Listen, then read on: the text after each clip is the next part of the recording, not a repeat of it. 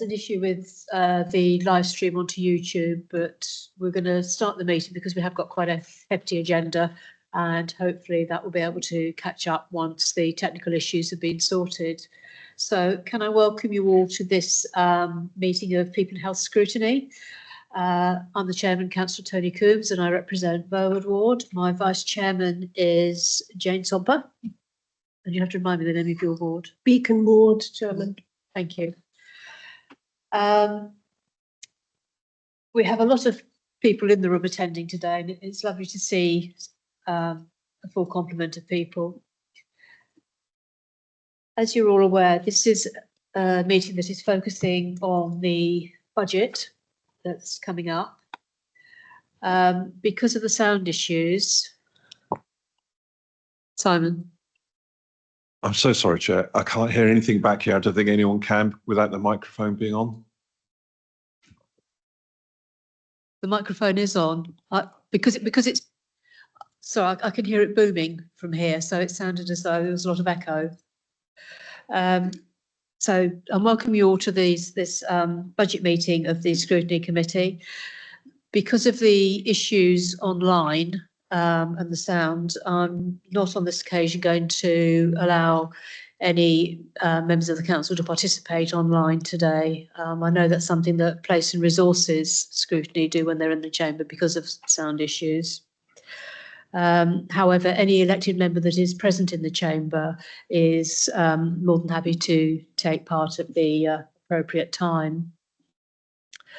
The way I hope to run the meeting is for each of the papers, I will have the officer presentation. When we get to the budget paper, I will do it by directorate, really just to make it easy for the guys taking the minutes so that we're not jumping around all over the place all the time.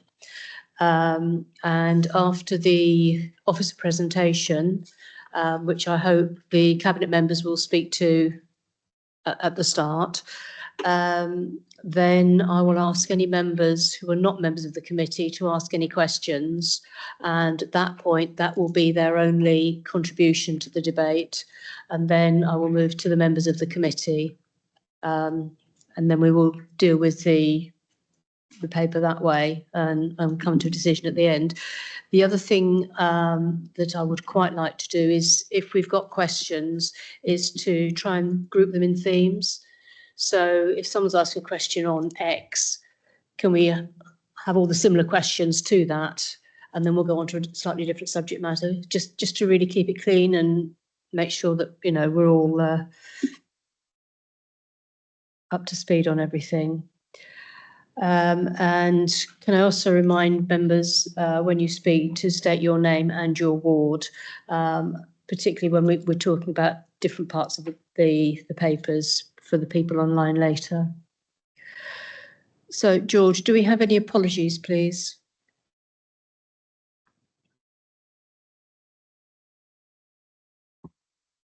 We have apologies from Councillor Bridget Bolwell.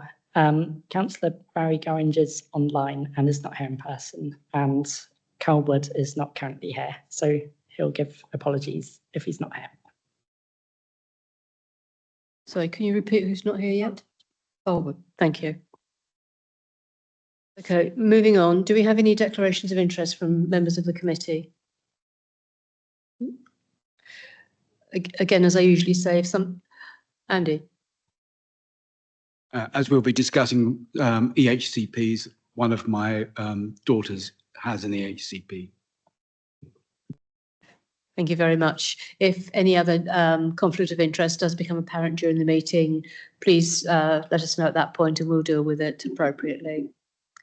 Can I move on to the minutes of the meeting held on the 17th of November? Are members of the committee happy that I accept them as a true and accurate record of that meeting? Yep. Thank you very much. Agenda item 4 is public participation, and we have not received any. And item 5 is councillor questions, and again, we've not received any formal questions. And we have no urgent items for this committee meeting. So that takes us very neatly on to our first substantive report, which is agenda item 7, 2025-26 Q2 performance report. And I believe, Chris Highway, you're going to take us through this report. But as Cabinet Member and Leader of Council, I'll ask if Nick Holland would like to introduce the report before passing on to the officers. Is there anything you'd like to say in context? Okay, then I'll go straight on to Chris. Thank you. Thank you. Good afternoon. I'm Chris Highway, Strategic Performance, Intelligence and Risk Lead, presenting the Q2 performance report covering the period July to September 2025. This report forms part of our regular cycle of transparency and performance oversight and builds on the Q1 report presented on 17th November. This quarter's data is now available through the publicly accessible Scrutiny dashboard with 2 appendices in the accompanying report summarising the red rated and amber worsening indicators. As always, our purpose here is to support constructive challenge, understand the story behind the performance and identify where follow-up is needed.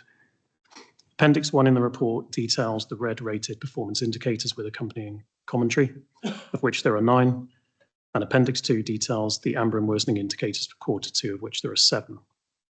In recognition of the financial focus of today's agenda and with the Chair's agreement, this quarter's presentation will take a different approach, inviting exploration of Q2 performance through a financial lens that aligns with the committee's priorities for this meeting.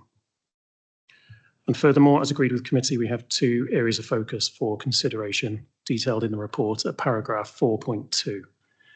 These areas of focus are a case management system implementation project update from Children's Services and looking at a deep dive of performance indicator percentage of looked after children placed outside the council area. Before taking us through the wider performance exceptions set out in the report and inviting questions, I'll hand over to colleagues in Children's Services at this point to talk through the areas of focus.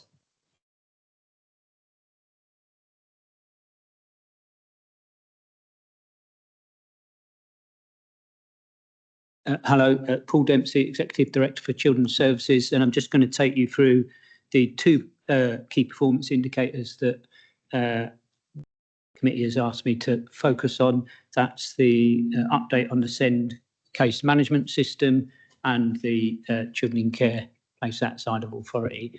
I hope you can hear me properly. It sounds a bit echoey, my mic, but yeah, okay, great. So I'll start with the SEND case management system then. We launched a new case management system for our children with SEND Synergy system in May 2025. The system integrates with our social care case management system, Mosaic, so a good link up between the sort of education and social care worlds. We did experience significant teething problems in the initial implementation. This was a big challenge for staff and it did hamper our work and timeliness reporting on performance, for example, on education, health and care plan timeliness. The governance for the implementation is through the Synergy Operational Group, and we in Children's Services have been working with our business intelligence and performance team and ICT colleagues to address all of the initial implementation challenges. I am pleased to update that the much good progress has been made between Q2 and Q3 on the functionality and the reporting capacity of the system. So EHCP timeliness reporting is now available again, and EHCP monitoring is available. The EHC timeliness, which this committee has been concerned about, has increased from 23% at the end of Q2 September to 36% at the end of Q3. Clearly, we want to improve that further, and we're very confident that we will do so from this point forward. I would like to note that strong performance on EHCP timeliness is a challenge for many authorities across the country. And just to highlight that, average performance for good and better statistical neighbours is at 31% currently. So as I said, we're confident that performance will continue to improve. We're in a better place now, and we're taking further action to support improvement. Those key further actions are that we are currently remodelling our locality Thrive model, and as part of the remodel, we are adding additional send worker capacity into our service. And we're also centralising our assessment and planning capacity into our integrated front door in order to establish a dedicated assessment and planning function to secure efficiencies and a more robust process and performance management arrangement. And then further to this, we are looking positively to introduce AI technology to support education, health and care assessment and planning in the early part of next year, 2026-27. So the system is working much better than it was. It has helped us to improve performance on timeliness on all important EHCP plans and assessments between Q2 and Q3, and has put us in a good place currently, and we will benefit further from those two key developments that I just outlined. Thank you.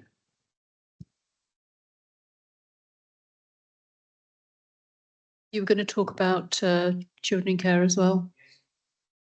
Paused. So the second area of focus then was for children in care placed outside of authority. So performance has improved between Q2 and end of Q3. So direction of travel is positive. Performance at 44.92% at Q3 is in line with the national average performance, which sits also at 44%. There is a presumption, a starting presumption, that a higher number or higher percentage of children in care placed outside authority is a bad thing, and a lower number is a good thing. I'm going to go on to explain to you that for some children placed out of authority, that is indeed the best thing to meet their needs, certain cohorts of children. And we've got a high number of children who are outside of authority who are very happy that it's the best plan for those children. So 54 of the children in care currently placed outside authority are either living with a relative or placed for adoption and waiting for the court to grant the adoption order. A further 38 are unaccompanied asylum-seeking young people placed out of area in order to meet their needs for culturally matched homes and their desire to live elsewhere. These young people, of course, have no connection to Dorset when they first arrive here. A further 41 children not included in those two cohorts I've just referred to, living outside Dorset, are in stable long-term placements. That means they've been in care for 2.5 years and they've been in the same placement for 2 years. So we wouldn't want to break that highly valued stability in order to move them geographically back to a place in Dorset. So the total of those three cohorts then, the children living with relatives or placed for adoption, the young people who are unaccompanied asylum seekers in culturally matched placements outside of Dorset, and those 41 children who are in stable, permanent, long-term placements, is 133 children. So it's considerably over half of those children placed out of authority are placed in placements that are in their best interests. Of all children placed outside Dorset, 61 are placed in neighbouring authorities, so authorities that touch us like Wiltshire and BCP, Devon. Of course, we do want to do better. We're always striving to be good, to be outstanding, to do the best for our children, and we are taking action for those children who need to be in Dorset who we've not secured that for yet. Our sufficiency strategy is designed to increase local placement provision and includes a whole variety of different actions this year and following through into next year. So we do have plans to open 2 new in-house children's homes next year in 26-27, one mainstream home and one short break home for children with disabilities. We have ongoing plans to commission 3 new children's homes from the independent sector for exclusive use of for Dorset children, which will be in Dorset, and best value fees. We are investing significantly. You can see that in our budget in our fostering service and our kinship service in relation to things like the financial allowance package and indeed with our foster carer home adaptations provision. We are investing and growing our assessment and support service for kinship carers, very much wanting to increase the percentage of children in care living with relatives and friends. And we're investing in the support and promotion of special guardianship arrangements to support children in care being taken out of care through different legal arrangements, largely with family members. So lots of actions happening already and further plans for next year. Sorry. Thank you very much, Paul. Before I open up, just got one quick question for you. You haven't talked about children with repeating child protection plans, because that was something that came up in the performance monitoring. So can you just talk about that as well? Yes, so there's a number of other key performance indicators that were in the report that I haven't touched on yet because I was asked to focus on the ones that you asked me to focus on. We can talk to the other ones. I'll start by saying that one about repeat child protection plans has improved significantly since Q2 to Q3, and indeed our performance is better than the national average. I'm looking to Paula to check that that's right, and you don't want to add anything to that one, and we can comment on some of the others.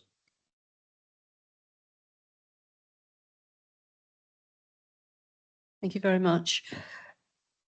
I think before we look at the adult parameters, I'm going to ask if there are any members who are not on the committee in the room that want to ask any questions on the performance monitoring on children's services.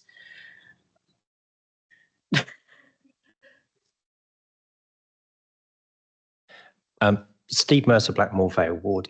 Paul, what are the financial implications for children being looked after outside Dorset as compared to inside Dorset? I appreciate, we do bang up against lots of counties, so those distances might not be great, but I'd be interested to hear what that cost differential looks like. Steve, I think I'd rather leave that question to actually look at the budget. This is more about performance monitoring. So is there anything on the actual performance you have a question on at the moment? Okay. Any members of the committee? Robin? Yes, thank you, Robin Legg, Sherborne Rural. On pages 14 and 15, you've got quite a lot of detail about the proportions of young people who are placed outside of the council area. And when you were doing your introduction, you gave some actual specific numbers. I think it would have been helpful actually to have some detail on the numbers in the report, because I was trying to do a bit of mental arithmetic in my head when you were giving those figures. And I think you said there was something like 60 who you wouldn't probably categorise as children who you would expect to be placed within county anyway. And then there were another group of children, and it's not clear from looking at the bullet points on those paragraphs in pages 14 and 15, how their needs are going to be met. In other words, the ones who you might expect to be placed in county or hoping to be placed in county, where they are likely to go. And you made reference to new provision that's going to be coming on stream later. And it's really a question of not understanding what the numbers are. If we actually knew what the specific numbers of groups of children in different categories were, that I think would be helpful. And it's not there in the report. Sorry to be critical. Sort of give us, so we're not looking at apples and pears, so that we've got either percentages or discrete numbers, so we're looking at the same data, please. Yes, thank you. Yeah, I appreciate that. It would have been helpful to put both the percentages and the numbers in all of those. I've tried to give as many numbers as I can today to be helpful. I think, well, I know that those 3 cohorts that I identified where we wouldn't be wanting to move children back into Dorset because their needs are being met in a way that we're satisfied with was 133 children, and that is out of a total of 208 children that are placed out of authority. We might talk about this when we get to the budget, but we are profiling most of our children in care through our Value in Care programme that we're working on with a partner, Empower, at the moment in relation to securing improved outcomes and efficiencies for the council in relation to our children in care and the budget. And those children who need to be in different placements in different localities, we've profiled their needs and we're working on alternative plans with them, and we're working with different providers. And as I just described, we are striving to increase our fostering provision and to increase our residential provision in Dorset for children like those to move on to within their timescales in a planned way. Robin, did you want to come back? Okay. You have to put your hands up so I can see you. Chris and then Andy.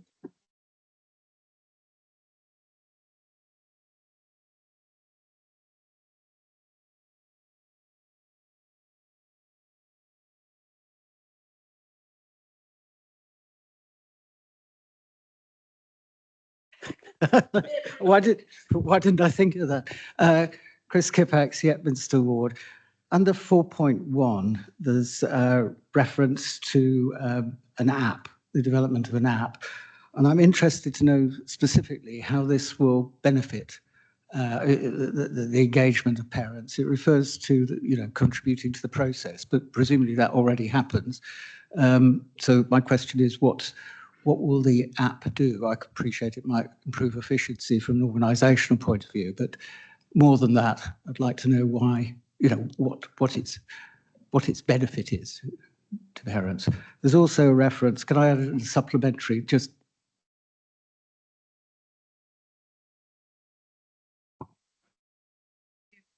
paragraph 4.2.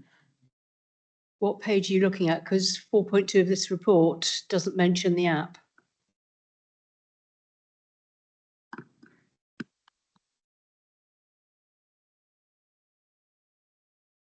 Can you tell me what page you're on, please? Oops. 50. Thank you.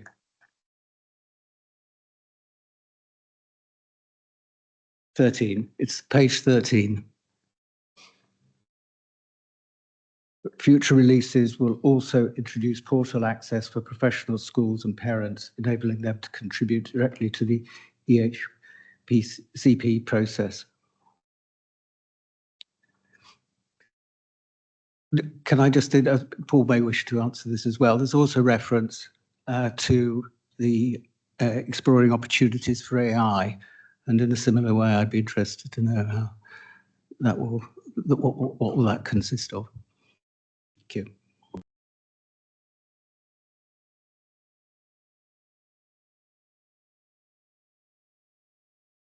So I'm still trying to find the bit of the report that Councillor Kippax is referring to. I think there was a question on AI, the second question. So there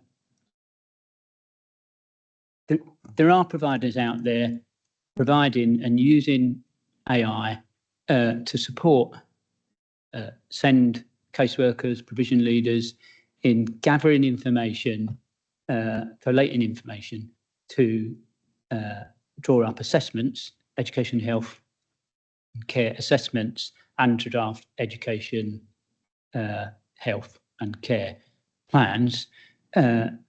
Demonstrations I've been to estimate that for each plan drafted, the use and support of AI saves the worker about half a day. So the worker's still involved in the work, but AI is helping them to collate different information and the different reports coming in from different multi-agency professionals creates efficiencies that amount to, and as I say, these are from the demonstrations I've been to, approximately half a day per plan. So we're looking to explore that and invest in that to support our teams, secure efficiencies so that our capacity goes further and children and families get a better, more timely service. And have you now got the information about the app that Chris was looking for?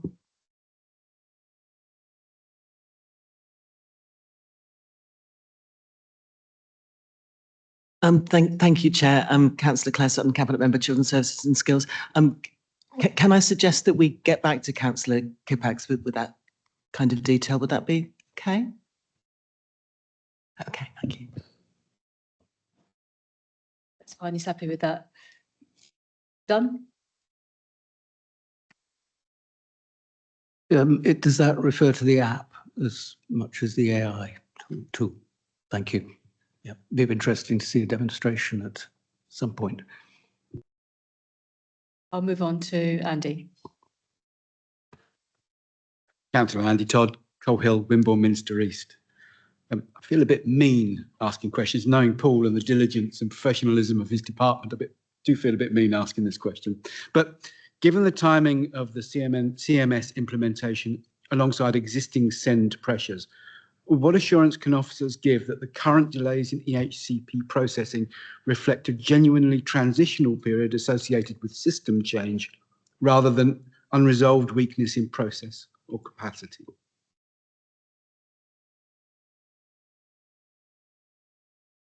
Yeah, so we're not saying, and I'm not saying that the performance in timeliness of EHCP assessments and plans is entirely down to the system.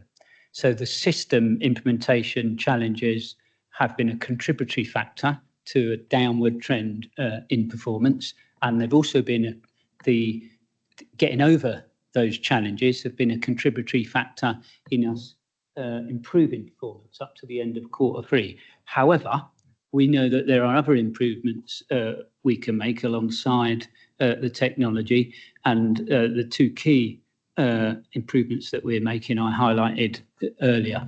One of them is to increase capacity and centralise that capacity into a central assessment and planning service in our integrated front door, so that becomes more efficient.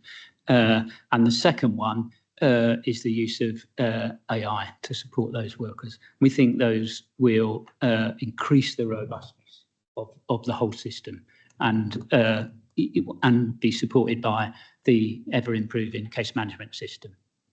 So it's a combination of developments. Just on that, I'm going to come back to Chris Highway. Can you remind us what the percentage of EHCPs was for this period in the previous year? Because I understand that we went really low because of the case management system and it's coming back, but it would be quite useful to have a benchmark of what the previous year was. Just bringing up the dashboard. If you give me a moment, we'll pull that figure up and I'll get back to you.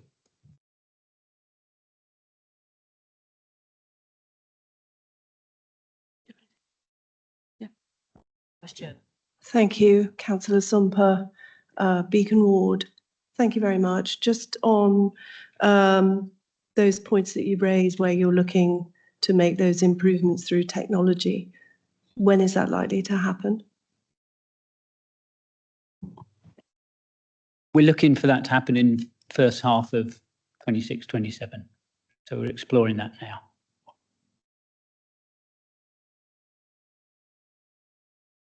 Thank you. And with the EHCPs and everybody feeding in to speed those up, that's all the stakeholders involved with those plans. Health, everyone will be feeding into that to speed that process up. Are you confident that the AI and these systems will be ready to go in 6 months?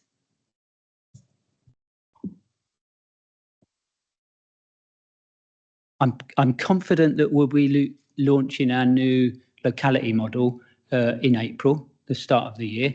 the launch of that new locality model will be when we centralise that SEND EHCP assessment and planning capacity. I'm not 100% confident on the day in which we will recruit and appoint to the extra post that is the capacity. But we are looking for that to be in the first few months of 26-27. And in relation to AI, we and corporate colleagues are exploring that now, and we will be looking at providers. I don't have a more specific date for you than we will be looking for that to be launched in the first 6 months. If we can do that in the first 3 months, of course we will, but we want to do it in a sensible way that minimises the kind of teething problems we've had with the case management system. Thank you. Thank you for that. Just back to numbers of children in care. So appreciate the work that clearly goes on and the work around prevention of that. But added to the pressures already there, of course, are continuing increasing of somebody goes into care or someone is adopted or fostered, but you've still got children coming into care. Are you seeing those numbers as they were, tailing off, the same as they've always been, or what is the pattern of that? We had an significant increase in the first half of the year, peaked in August, and they've been slowly coming down since August. So peak over the summer, coming down. We are investing in prevention and early help and doing all that we can to support families to stay together, and doing all that we can to support extended family where children cannot live safely with their parents anymore, to take on the care of those children. We have seen an increase in the number of kinship foster carers in the latter half of this year, and we have seen a significant increase in the number of family members wanting to be assessed for special guardianship and taking children out of care through the courts in that way. So kinship strategy seems to be working. Thank you for that. You spoke about the 2 projects that you hope to get online this year with, I think you said taking on 2 privately owned premises, is that right? One of them specifically for young people with complex needs, is that correct? Is that a harder cohort to find homes for? Yes. So I referred to opening 2 council in-house children's homes, one a short break children's home for children with disabilities, and another one being a solo placement for a single young person. Single placements for adolescents are very hard to identify, and are often far away, unless they're ours in county, and they're often very, very expensive. Thank you. I understand that Chris has now got those numbers for us. Thank you, Chair. So from September 2024, which gives that Q2 snapshot position, 66.7%, recognising fully what Paul's talking about there in terms of an improving picture throughout Q3, and will ensure we are able to report on that in our Q3 performance paper on 1st of April. Let me bring that back. Thank you very much. So got quite a challenge to get back up, but I'm glad that you're on the way, because it really is so important. Andy, you wanted to come back? Thank you. Andy Todd, Coal Hill, Wimborne, Minster East. I'm hoping this will be very short, Paul. What proportion of out-of-county placements are driven by sufficiency constraints? So I was very pleased to hear about the additional resources that are being put in, versus assessed best interest of the child. and how is it changing over time?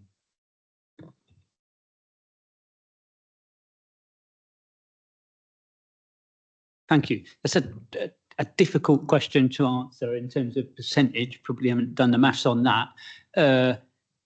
I guess my starting position would be to reiterate the sort of data that I shared earlier, which is that significantly more than half of those children who are placed outside of Dorset at the minute need to stay there, because that is the best placement at meeting their needs. They're either in long-term stable placements, they need to be outside of Dorset to meet their cultural needs in relation to those asylum-seeking young people, or alternatively they're placed with relatives. So that's a significant proportion, significantly over half. We do, however, have sufficiency needs, which we talked about strategies to try and address them.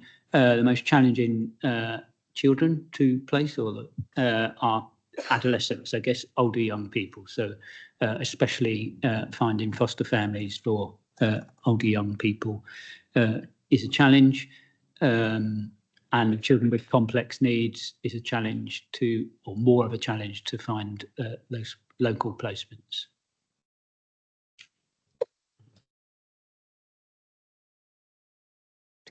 Come to Carol in a second. I've just got one quick question to ask you. There's been a bit in the press recently about unregistered provision. Have we got any young people in unregistered provision at the moment? And this new facility that you've got coming on stream, will that be registered before the first person moves in? No and yes. So no, we haven't got any unregistered placements, and yes, any new facilities will be registered with Ofsted before we place children.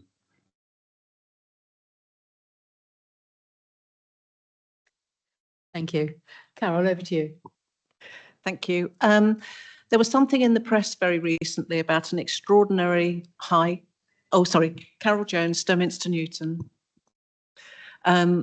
There was something in the press fairly recently about the extraordinarily high number of appeals at tribunals that councils were losing at an incredibly high cost. I just wondered how we fared in Dorset in terms of the number of appeals we won or lost, basically.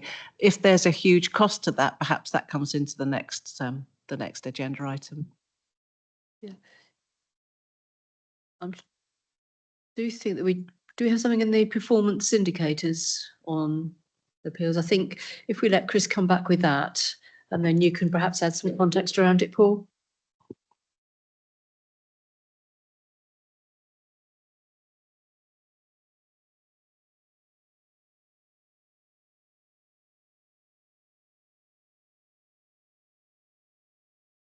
Just going through the dashboard. We'll come back to you on that. Apologies.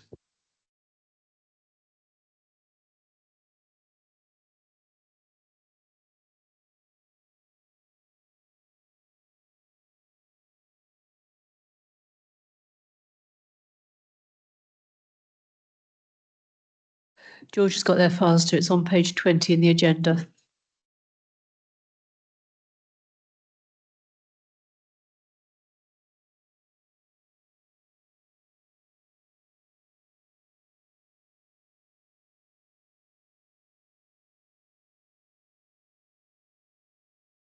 Chair, while that's being looked at, can I just ask something else? Thank you. I'm just wondering how we can make better use of Coombe House in relation to children being sent out of county. It seems to have a fabulous lots of land and buildings. Are we not able to expand on that any further and keep more children in county through better use of Coombe House?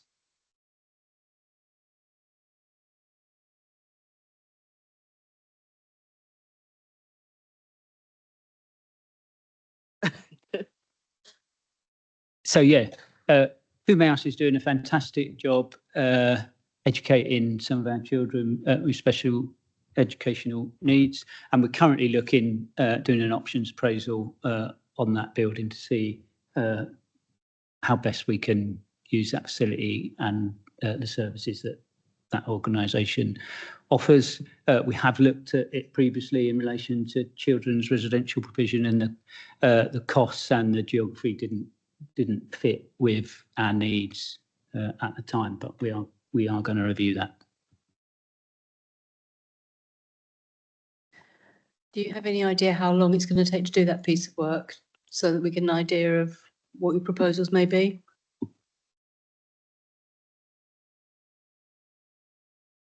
Sorry, the options appraisal is ongoing and it'll be finished within the next 2 or 3 months, is my understanding. Exciting times. I seem to recall watching a series very recently on one of the streaming platforms, and I thought, I recognise the inside of that building, and it was the inside of the Gothic part of the school. So well done to the team for being creative in income generation. Harold? The information on tribunals. I think the national data on tribunals lost is something like 98%. That's probably the figure you've seen. I can say that since the Q2 report, we've had 8 tribunal hearings, and the local authority won 3 of them, which is an improvement for us and significantly higher than a 98%. Or 2% success for local authorities. Thank you. I'm just wondering whether the cost of dealing with the tribunals, the actual cost itself, versus is it actually worth going to appeal with that? I mean, I don't know. We'd have to look at the figures, but I just wondered whether we should look at that at some point. another conversation. Yes, I think that's it's definitely another conversation for another day. You want to come in, Jane? Yes. Are there any other questions from anyone? I just want to say that it's been really comprehensive. Thank you. And clearly you're putting much into improving every way you can. But there are always risks and challenges and pressures. And I wonder if you can explain or point out where you see those challenges are the highest risk for you going into next year. All being well, those won't materialise, but we've seen from previous years things do happen. So it would be interesting to hear from you where you think those might be. I know it's a crystal ball moment, but you're looking at the trends all the time, so there must be a slight idea. I presume the question is risks in relation to performance. This is a performance indicator. We talk very much about children in care. I've talked very much about sufficiency. Part of my answer was about supporting children to stay in their own homes. We're doing lots of work on that, lots of work on prevention, but we don't have a crystal ball. We will be looking after children in care when it meets their needs and it's absolutely necessary to keep them safe. We don't have a target, for instance, that matches a performance indicator or matches a budget necessity, because our primary role is to keep children safe. So whilst we're doing lots of work to support families to stick together, we can't guarantee that will happen. And we are, like everyone else in the country, we are impacted by the environment and societal pressures and poverty, cost of living, etc., etc. So that's one of the challenges that we face. And of course, as a local authority, we will be subject to a whole load of reform moving through the whole of next year, and our partners are subject to a whole load of reform. So we'll be working to perform absolutely fantastically, whilst also moving through a period of change and reform. Social care reform, we're expecting SEND reform anytime soon. We hope that reform supports us to improve performance in all sorts of areas, but it's a changing landscape, I guess. Thank you very much for that and for your confidence. And the piece of work that you do with Pathfinder on which is very important. Are you confident you're going to continue to get government support for that?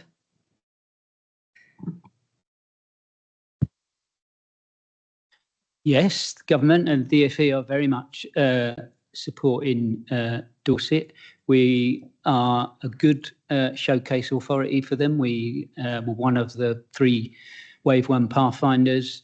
I think we are the only one of those to be subject to a full service inspection. That worked out really well for us, and the DfE were pleased because the report recognised the elements of reform in our model that we'd put into practice. So they're very much wanting us to continue to perform well, delivering the kind of reform model, and we're working together to roll the programme out nationally, and we continue to work in partnership to make that happen. I think we've had quite a good interrogation into the performance of children's services. I'm going to move us on now to adults and housing. Chris, do you want to take us through any of the important indicators in the report on this area?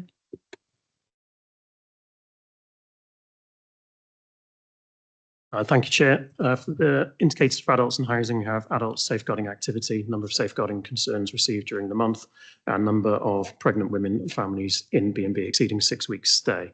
They're the 2 indicators that are red for adults and housing, with a further 4 amber and worsening. Happy to take them as red at this stage and pass back to Chair for any questions or comments on those indicators. Thank you.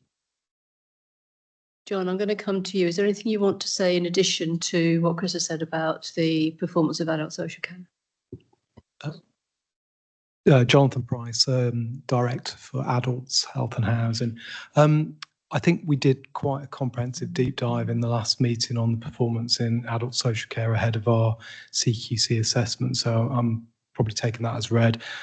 This is a challenge. This is something that you'll see in the budget papers that we've reflected in growth in that team. But in many ways, it's positive to have increasing numbers coming through because it shows us good awareness. What we now need to do is work more with our providers to ensure that the adequacy of information advice to their staff is there. So it's a quite a good problem to have, I would say. Thank you. I'm just going to open up the floor to any members who are not on the committee that want to ask a question. Are there any members on the committee that want to ask a question of adult social care? Okay. So are there any more items on the performance report that you want to highlight, Chris? There's one final indicator that is red but improving, which is public health and prevention. Percentage of deaths registered within 5 calendar days, which I think we've talked about previously, but it's just for the point of record if there's any questions on that indicator. If not, I can talk to Q3 future reporting. Thank you. I'm aware of the time and we do have quite a long paper next to deal with. I think we've had quite a good discussion teasing out of what some of the pressures are in children's services. And I hope members will agree that we should note the report that we've received. But I think when we get on to the next paper, it might be helpful to understand some of the financial assumptions around some of the things that we've heard today, because obviously they're not just performance risks, there are financial risks as well. So if members are happy to accept the paper for now, and then we'll come back and maybe tease a bit more out when we start looking at finances. Thank you. So we will now move on to agenda item 8, which is the medium-term financial plan and budget strategy report. Sean, hello. Would you like to take us through this report? Yes. Hi, everybody. So I'm Sean Creamer, and I'm invisible on that camera. So I think I think I'll maybe wait for the camera to. I'm not sure where that's looking. This mic must be in the wrong seat. So I'm Sean Creamer. There we go. Hi. So I'm sure there's no one watching online, but if there is anyone, here I am. So I'm the corporate director for finance and commercial and acting section 151. So I have the pleasure of presenting to you today the medium-term finance paper.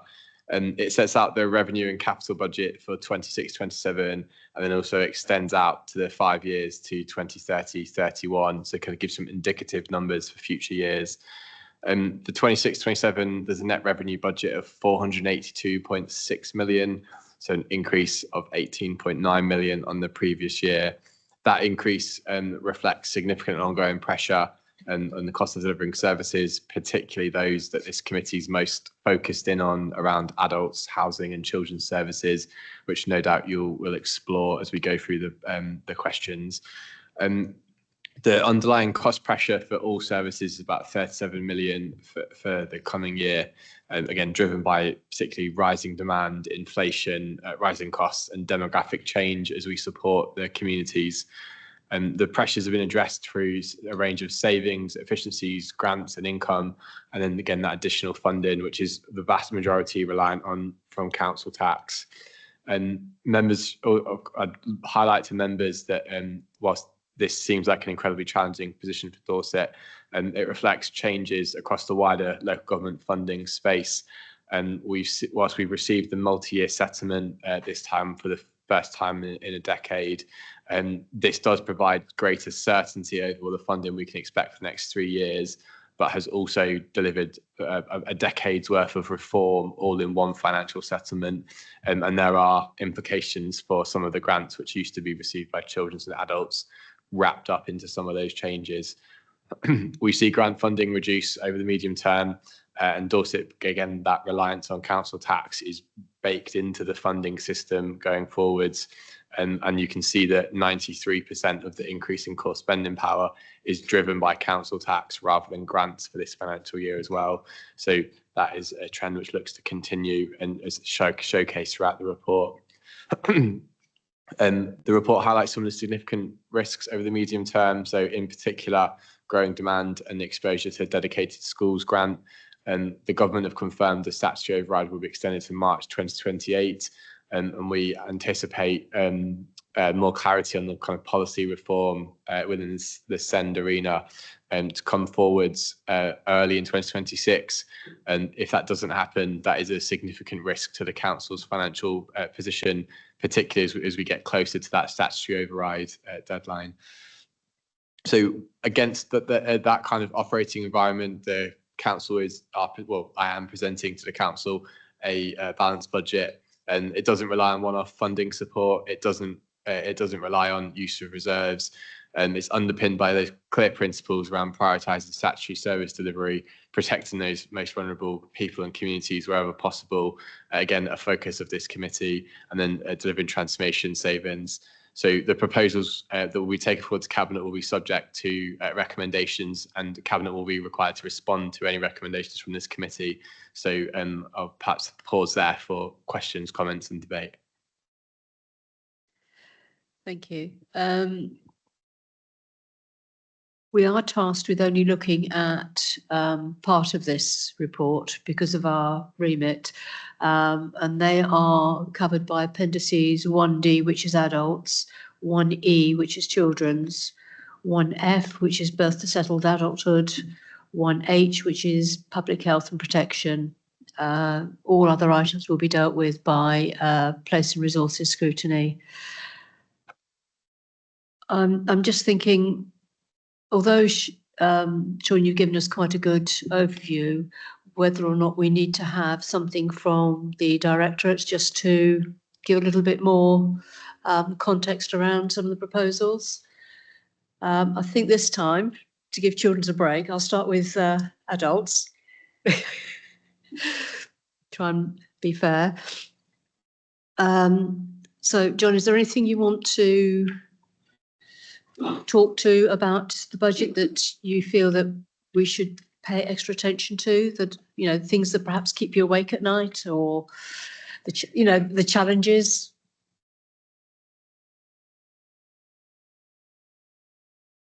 Thank you, Chair.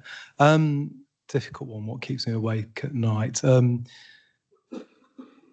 I think we are facing a period of, sustained increase in demand for services. So, what you see in this year's budget for this area is more of what we saw last year, and the measures that we've taken to try and reduce the amount of growth requested are working, but still require additional growth in the budget. So there are a number of savings lines that are in for this year. The quantum of savings is less than this year and the previous year.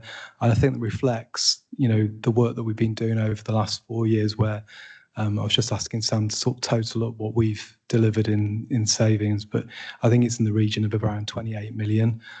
So it is a budget area that's getting harder to deliver savings from, and it is an area where we are seeing different demands coming through. To highlight one of those areas would be the working age demand. So we've successfully worked around our older people numbers over the last 4 years. This area around working age, we are seeing more increase, and hence more of the programme focuses in on that area. But I'm happy to take any questions on any of that and anything in the paper.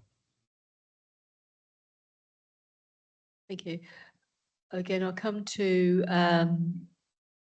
members who are not on the committee, if there are any questions that they want to ask or add any comment. Steve, remember to say your ward. Steve Mercer, Blackmore Vale Ward. So my question actually is to both directorates, but as Adults has gone first. These two directorates hold a lot of the risk in Dorset Council, whether that's financial, reputational, or regulatory. The budget overspend in 2025 was not a big number, but the limiting factor is the reserves to put it right every year. In 2025, in February, we set the budget for this year. But when we had the first set of numbers at the end of Q1, we were already forecasting a deficit.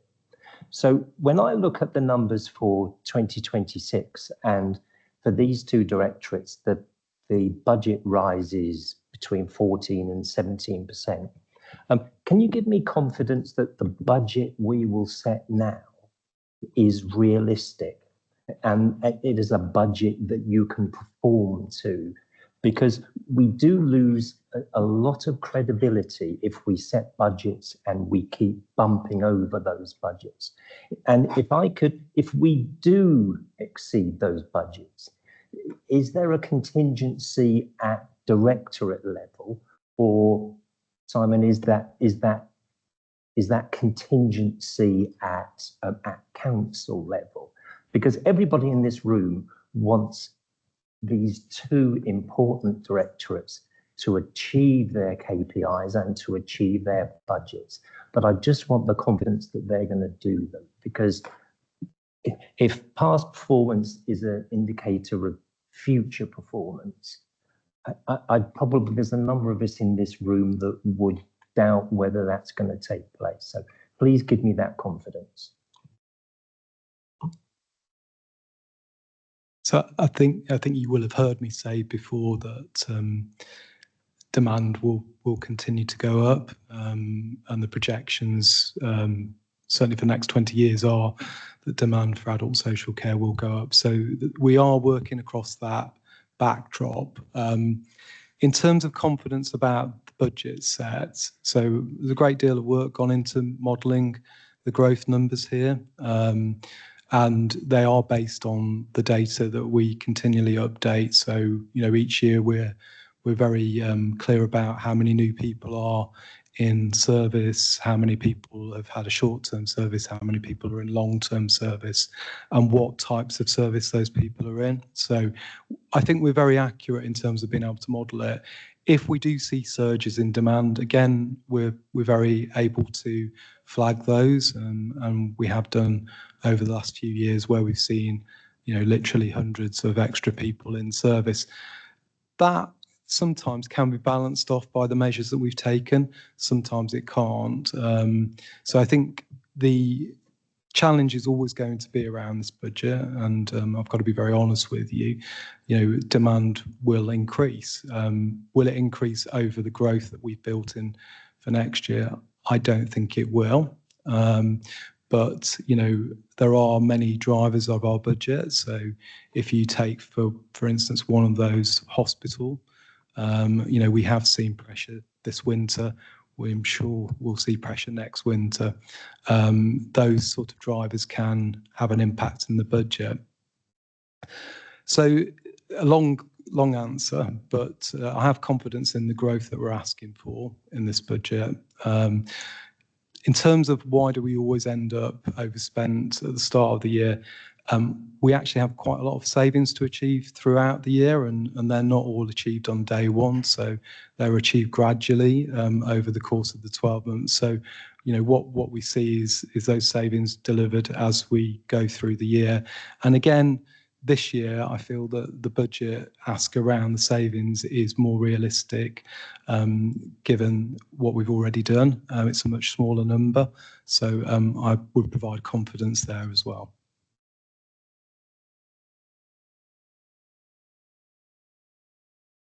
Steve, did you want to hear from children and public health in answer to your question?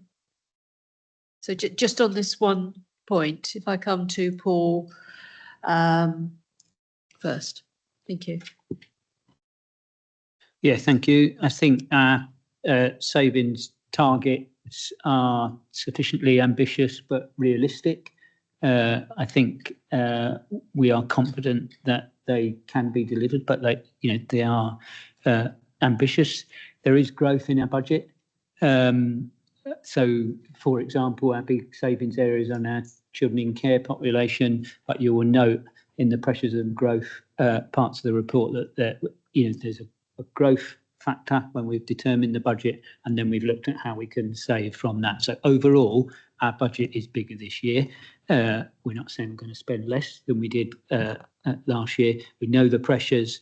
We have some strategies, some multifaceted strategies that are about keeping families together, about when children do come into care, amending our placement mix. So more of our children are placed in local placements and local family placements and relative kinship placements, which are all good for children's outcomes, and they're all good for the council's budget. So we're working really hard to succeed on those key targets.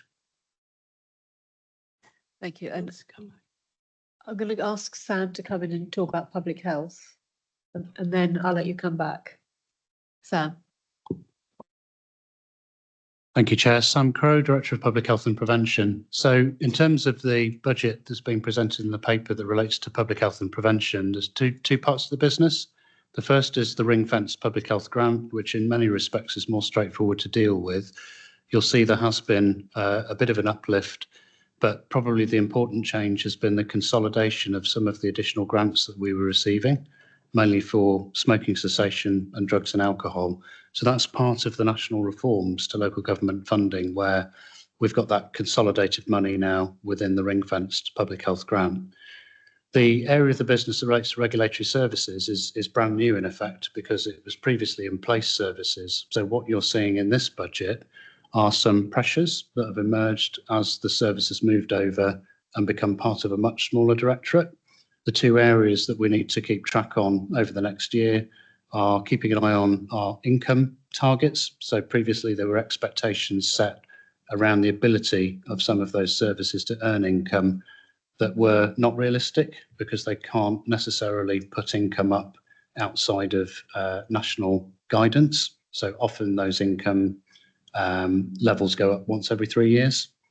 There were also assumptions made about the level of turnover within a much smaller area of the place service. So they had an inherited target around what's called a vacancy factor, which they found difficult to achieve because they don't see a lot of turnover in their roles. So as we've gone through the budget setting process this year, we've negotiated that much more carefully through the budget challenge process, and I think we've got to a more realistic number. So I'm confident we can live within our means this year. There was one more area that I didn't mention, and that's birth to settled adulthood, because obviously there are pressures there as well. Can we just hear about that in context of this question, and then I will go back to Steve.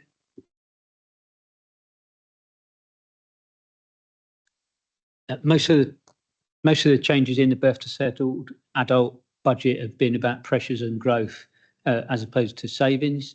We have seen in that service a significant increase in need over the last 2 years, and I would say that growth in need reflects the position we've seen in the growth in the education world, in the growth of education, health and care plans, and the growth in children requiring special school placements. The birth to settled adulthood service works with the more complex young people in that group of children with EHCP plans. So people always ask, what's that growth in need about? We don't always know the exact answer to that question, but certainly those needs in the B2SA service are reflecting what we've seen in education health and special school provision.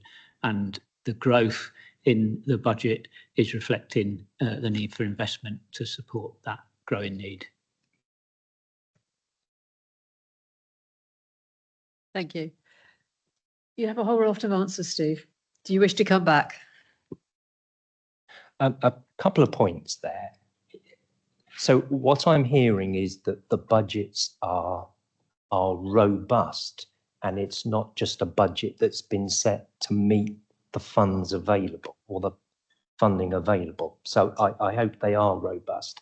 The other question I asked was, where does the contingency sit, which I don't think you answered.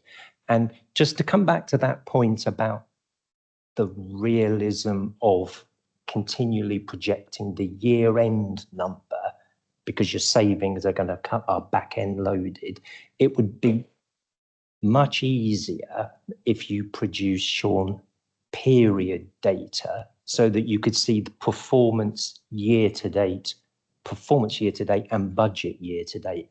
If you do that, my apologies, but there's an awful lot of data to actually pick it up in. If you did that, you could monitor the performance much easier. Bankers always like to say lots of data, but if you could do it this way, it would be much better. So I apologise for that.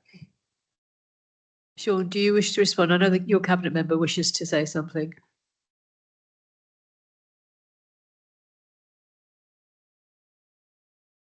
Yes, Councillor Simon Clifford, Cabinet Member for Finance. So the answer is, although directorates have flexibility within their budgets to move money around, the actual contingency is held corporately. And in the papers, you'll see it's at a sum of around about £8.5 million that's held, partly to deal with unexpected pressures, growth, and areas such as inflation. So there's £8.5 million held as a corporate contingency that's played in at appropriate moments during the course of the financial year.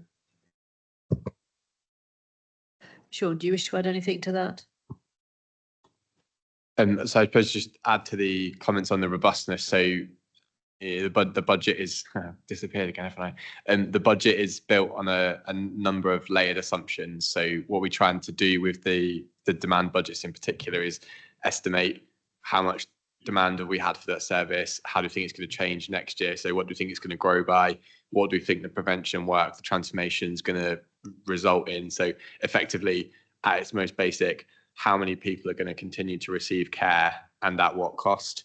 And obviously what's been outlined by the services is that some of these aspects are quite difficult to predict accurately. And so what we're trying to do with the council's budget overall is manage within an agreeable tolerance, and the overspends for these services are big in terms of absolute numbers, but in terms of relative scale of the council, they're perhaps smaller.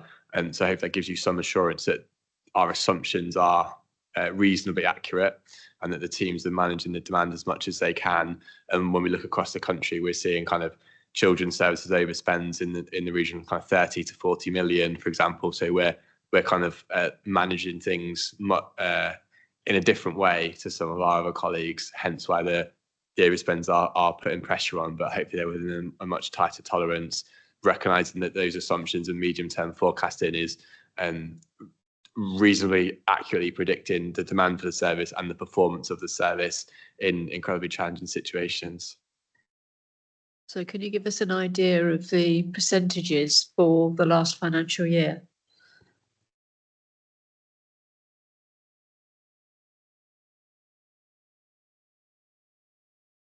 So the Q3 papers have just been published today for 25-26. So the current year we're in, if you give me a second. So within children's, there's a forecast 5.1% overspend, and within adults, it's 2.6%. So, and whilst the value of those overspends is about £4 million each, as a percentage of the total budget, it's smaller and tighter. So you're not saying that's okay. If it puts pressure on us, as was picked up, that does result in a drain on reserves over the medium term finances. But as a percentage, I suppose those are tighter, and hopefully demonstrate that we're 95% accurate when setting those balances. And I suppose the question, as you do at audit and governance, is the challenge is what of the variables have changed? So, for example, is it because we're seeing more people require service? Is it because the cost of the people receiving the service has increased ahead of what we expected? Is it because there's a transformation program which we boldly said we would deliver within that service area and we haven't? And you're able to kind of explore and challenge and hold us to account on any of those three variables, which comes out through that budget monitoring. I think they're all interrelated, aren't they? Sadly. Okay, now I've got a queue of speakers. No, Andy was first. Andy Todd, Coal Hill, Wimborne, Minster East. I'm going to crack on. I've already got my close up, so I don't have to wait for the cameras to move. With your indulgence, this is another one that's going to be cross-directorate, I'm afraid. I think they all are. And it's relating to the consolidation of grants. Pages 40-41 of the report describe the government's move to consolidate multiple grants into broader funding streams. From an officer perspective, does this shift provide genuinely greater flexibility to tailor solutions to local need in Dorset? Or does it reduce transparency by removing visible ring-fenced funding streams that previously made the scale and purpose of central government support clearer? And in that context, how does this consolidation alter the council's financial risk profile? And what confidence can officers give that the medium-term financial plan clearly distinguishes between locally made policy choices and constraints imposed by national funding decisions, so that accountability remains transparent to members of and the public?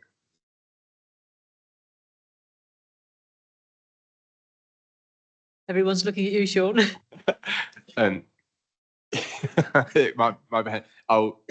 I'll go through it, but there's a lot to unpick in that question. So please come back in if there's more. So as you rightly pick out, the service level grants have been consolidated. So particularly for adults and children, there are a number of grants which went direct to services, which are now rolled up as part of the revenue support grant, which is effectively the unring-fenced amount of money the council receives from the government.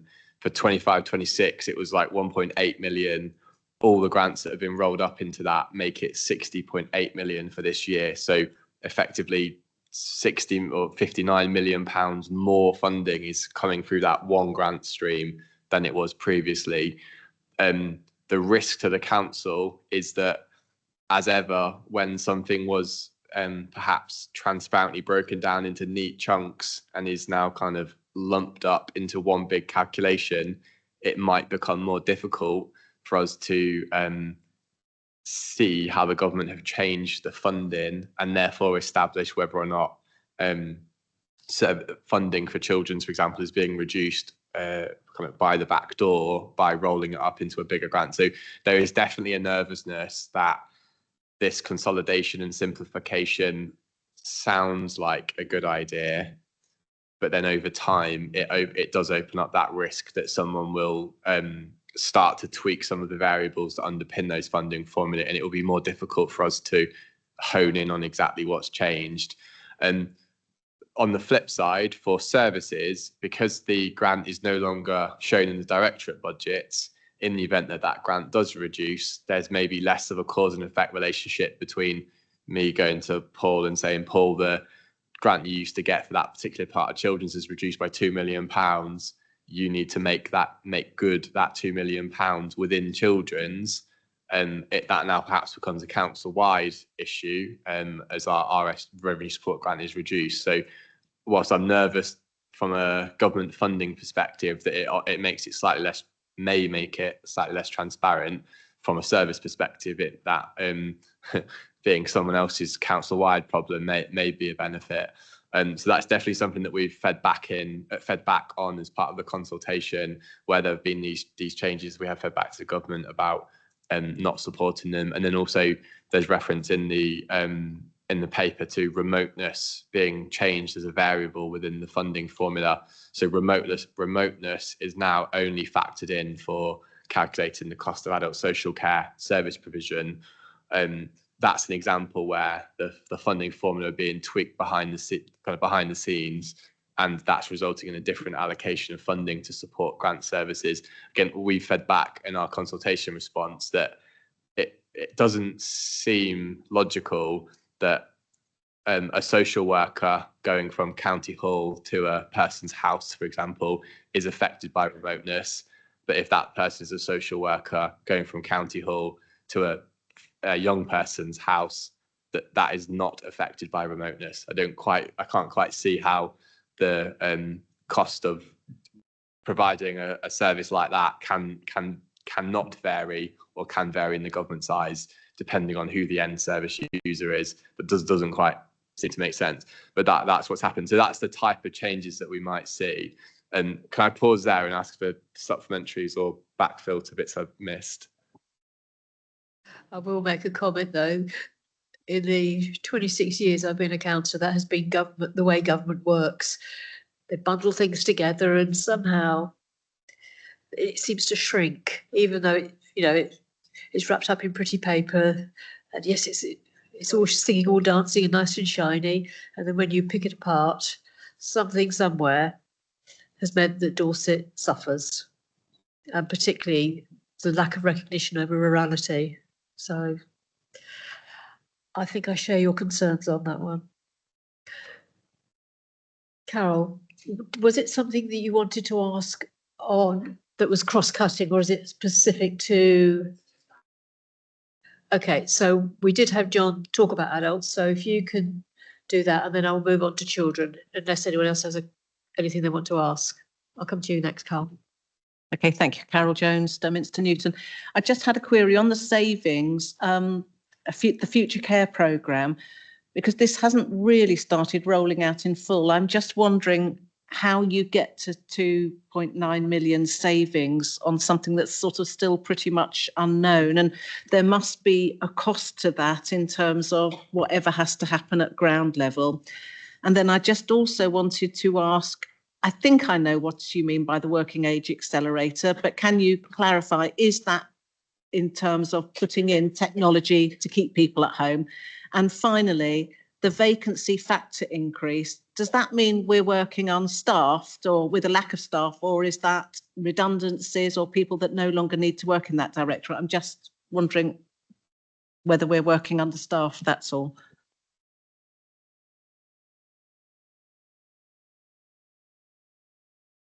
So on the Future Care programme, we're nearly 9 months into delivery, so we are very confident about the numbers next year.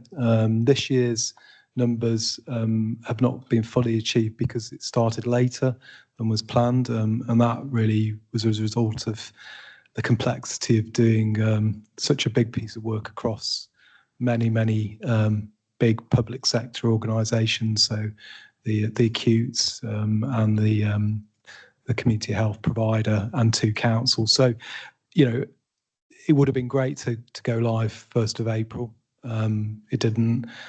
So there's been a lead time, but certainly for next year, very confident. And, you know, we have finance colleagues that sit on the group with other partners, finance colleagues, and monitor that. So I think there's a higher level of confidence on that particular saving this year than this year. In terms of the working age accelerator, I'm going to ask Sam to answer that one. Lovely, thank you. Sam Poole, Corporate Director of Commissioning and Improvement. So the Working Age Accelerator programme is really looking at cohort from aged 18 to 64, and through a review programme is looking at making sure that we're optimising the care that those people are receiving. Part of that is through how we can review them to promote their independence and maximise that as much as possible. And also exploring the use of technology-enabled care as an alternative to some more of the traditional care methods that have previously been seen. Just also to note, we've had some good performance on that this year. So we delivered just close to £1 million for this financial year, as well as the target of 750,000 for next year.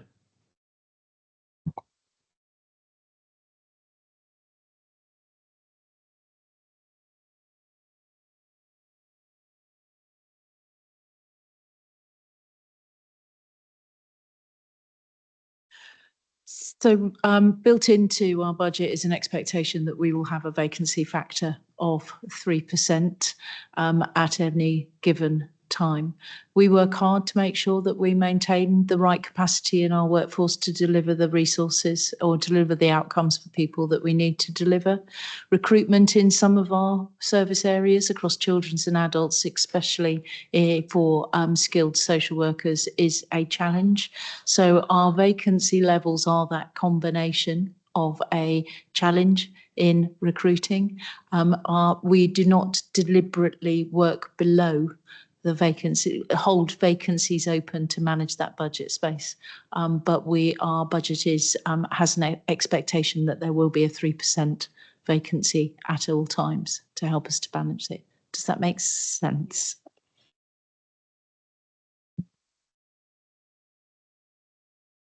While we're talking about vacancies, in the report there is under housing a comment about unfunded posts, which are requiring funding of just over 200,000.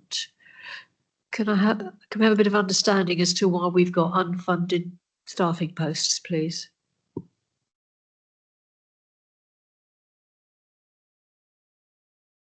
Sorry, can I just ask which page that is, please?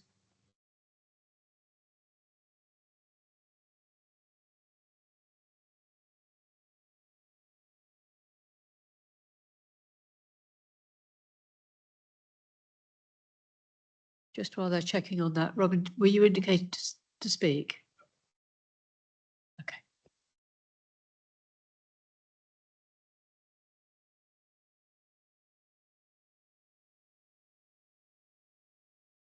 Can I just hand you over to John Price, please? Yeah, so it's the bottom of the table, isn't it, on that page? So that is really the resource that we are asking for to continue the transformation in housing. So over the last 18 months, we've made great strides in terms of the performance in housing, but that has been through that investment in transformation resource in the directorate. So it's the continuation of that for another year. But to drill down a bit further, is this staff that are currently employed, or are these new posts?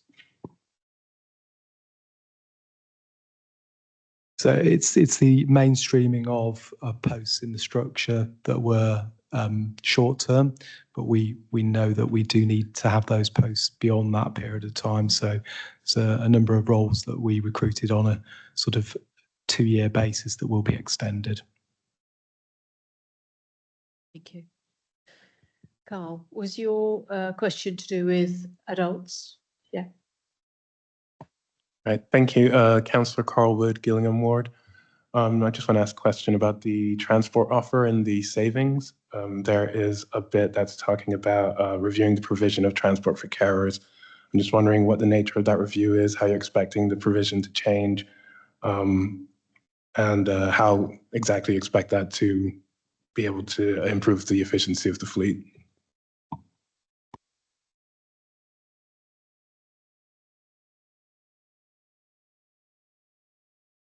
Yeah, I mean, this goes across a lot of our services, transport. So what we're looking to do is hone down on that offer, make sure that we're providing it to those people that need to access the community the most. And how they access the community, we are looking at those options. So things like direct payments, things that aid people, train people to use public transport, much more sort of enabling approaches to transport will be the things that sit behind this.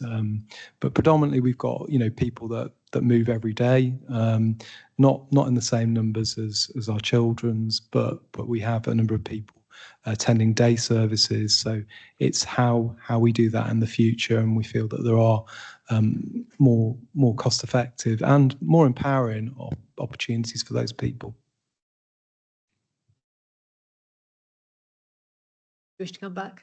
Yes, please. Yeah, thank you for that. Just again, if you could elaborate on what those options look like. What those options look like, because you're saying they would be empowering and things like. I just want to know maybe some examples of what you're thinking of. Thank you. So one of the things that we use, but we are encouraging the use of more, is direct payments. So that's where we package up the cost of someone's needs into a payment, and we allow them to buy services to the tune of that package themselves. Now, often that allows people to find a different way, but also it allows them to make good use of the things that they already have. So, if someone is local, is there an opportunity for them to travel on public transport with support, with a PA? Would be a good example. But equally, are there people who could travel with their existing circle of support and family members that aren't at the moment, if we help to enable that through a direct payment? So those are some examples, but it's about the individual, and it's building the care around their individual circumstance.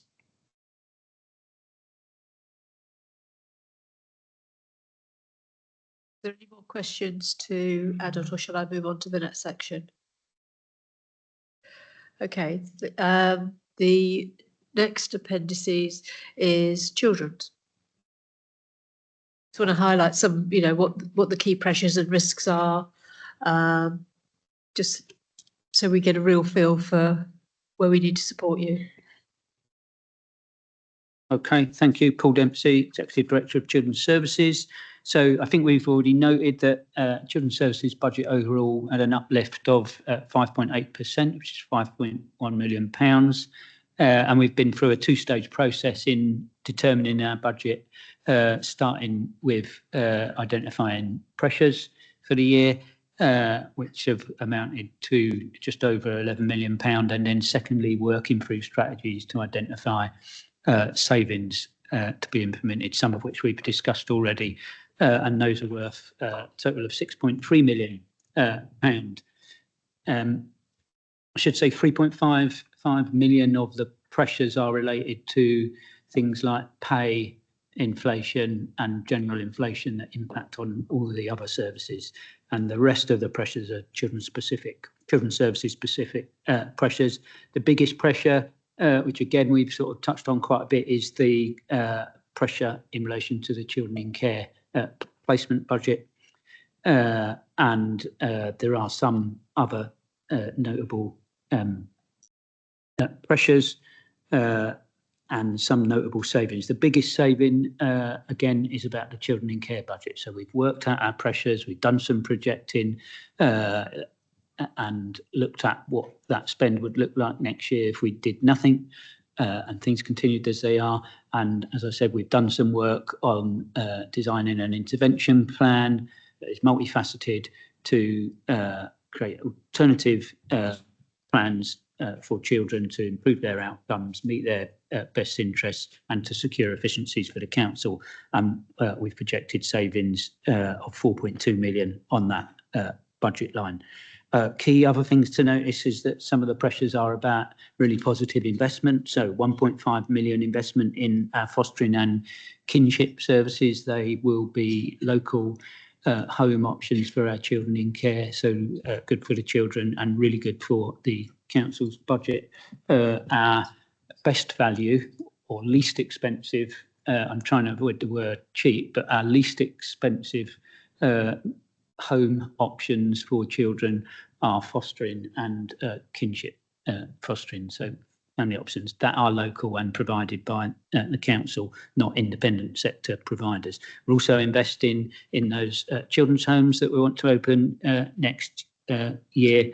And we have a remodelling of our locality service that I referred to earlier on that has a number of positive impacts. One of them I referred to was about increasing capacity in our SEND workforce, and another one related to the budget is that it will secure an efficiency overall of £500,000.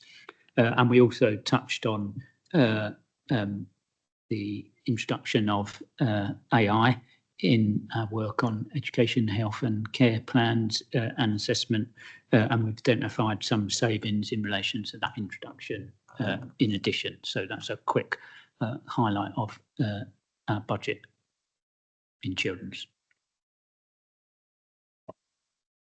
Before I come to you, Robin, I'm going to do what I've done before. Is there anyone that is not on the committee that wishes to ask a question on the children's budget? Okay, over to you then, Robin. I rather hope I've picked the right place to ask this question, really. I wanted to go, yes, it's Robin Legg and I'm the member for Sherborne Rural. And I wanted to go back to the dedicated schools grant. We are significantly overspent, like a lot of authorities. It's quite clear that unless the government do something significant, in 2028 we will technically be insolvent. At least that's my reading of the report.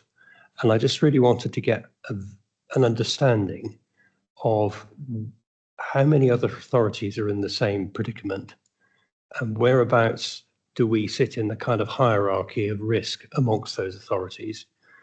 And I dare say that the Local Government Association are doing quite a bit of thinking about what the government might do to wave a magic wand and make this problem go away. And I wondered what ideas are being floated as the mechanism for that.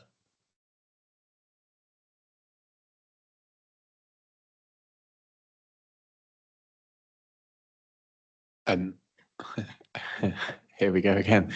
Camera's not, and so I'm sure Anthony will be panning to me any second. Nationally, it's a significant issue. I can have a look at numbers, but I think the current deficit is nationally reported to be around 8 billion, rising to 14 billion by 2028.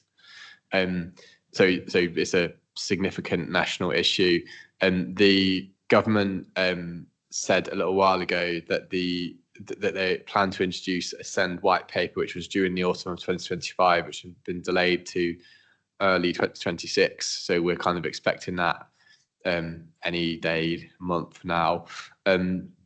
What that is expected to set out is a range of policy reform, which perhaps will allow the system to be managed in a different way, perhaps changing access or resources made available through the system, as that effectively will be the only way the funding could be contained.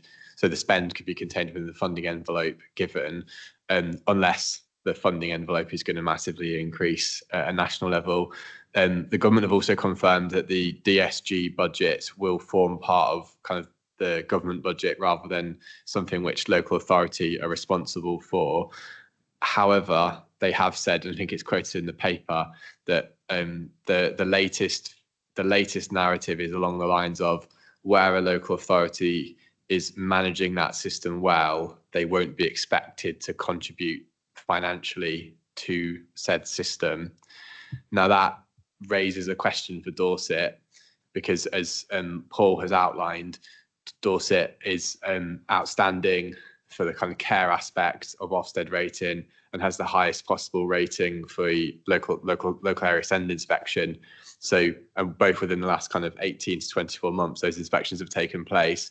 So on the one hand, the DFE by Ofsted are saying you are managing that system very well, hence the top ratings possible. On the other part of it, when we have negotiations about the safety valve programme, we're currently under review for our safety valve, and the government, the DFE so far have been unwilling to resume payment to us in relation to the safety valve, which is all tied up with the DSG and high needs block. So two parts of the DFE seem to have a different view of Dorset Council's effectiveness in this space. So that comment from the government that where an authority is kind of deemed to be managing this effectively, you won't have to contribute. That's subjective, so we don't know where we would land on that, because one part of the DFE would give us the money, the other part of the DFE wouldn't and aren't. The other thing that's being discussed or perhaps expected is a plan to deal with the current accumulated deficits and a plan to deal with the deficits as at 2028. Now, the deficit is rising at such a rate for both Dorset and nationally that even if there was a write-off of 100% of the current deficit, you would almost need the same money again in a couple of years' time. So I think for Dorset, our deficit's forecast to be about 150 million at the end of this year. I think by 2028, it's expected to be upwards of 250 million. So even if the government wrote off 150 million pounds in a few weeks' time, we would be asking for north of 100 million pounds in another 2 years' time.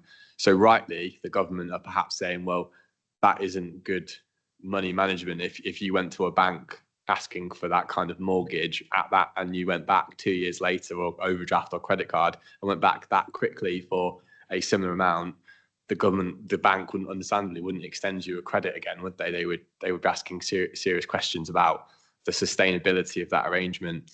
So we, at the moment, don't know what's going to happen, and positive noises being described around policy change and an approach to deficits, but at this stage we don't know what that is. There's lots of speculation, but I wouldn't want to say what the speculation is in this committee and have that repeated back to me if it doesn't happen. So, yeah. And then in terms of who else is in the same position, so across the southwest, for example, I think every single council that has social care responsibility is either engaged in the safety valve programme, which we are, or the next tier down, which is called delivering better value. Every council in the southwest that has social care responsibility, I believe, is in that. And if there's an exception to that, it'd be one or two that aren't involved in those programmes. So we are in amongst the pack, but still very nervous about what will happen going forwards. Could I just ask, in that case, if the paper appears from the government in the next month or so, how, and it shows some pathway out of this predicament, how are you going to bring that back before members so that we understand a way forward or a way ahead?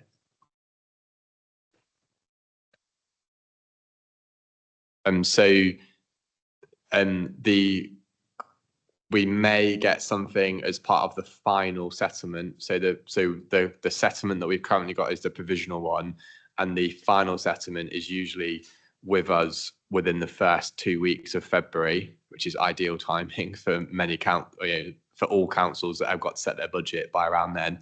So if in the event that we get something on how deficits will be managed ahead of the full council meeting, then we'll look at publishing some kind of addendum to the council pack papers. Obviously, this will depend on how far advanced we get it, and then also, do we physically have the time and ability as a sector and as Dorset Council to understand what that truly means?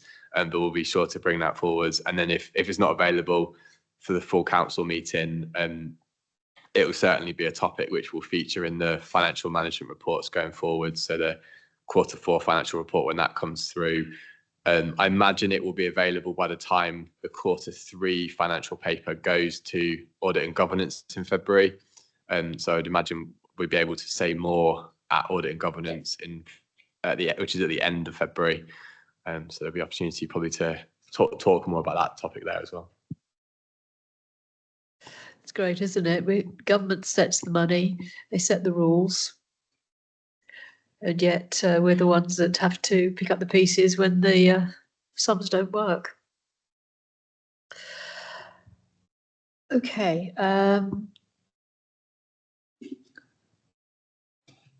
Carl? Just a question on, Councillor Carl Wood, Gillingham Ward. Question on the savings in the children's section. It has the mention of the AI implementation here. Earlier in the performance report section, we did see that the AI didn't have a specified timeline, and you were kind of just exploring currently. How optimistic are you with this kind of target for savings, and also where you add in the bit that means that you don't need to employ additional workers? How confident are you of that fact as well?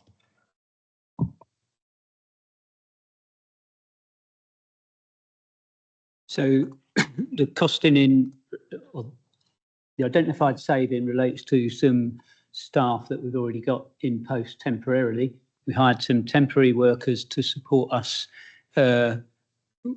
with an overload of work in that period when EHCP performance, when you saw it trough at its lowest just before and leading up to September. That was related to, we talked about our case management system, but there also was a peak of workload and some staff difficulties in relation to staff sickness and staff absence. So we had to put some capacity in. The capacity is still in there whilst we settle down, and that's working really well. And essentially we're saying that we can reduce spending that area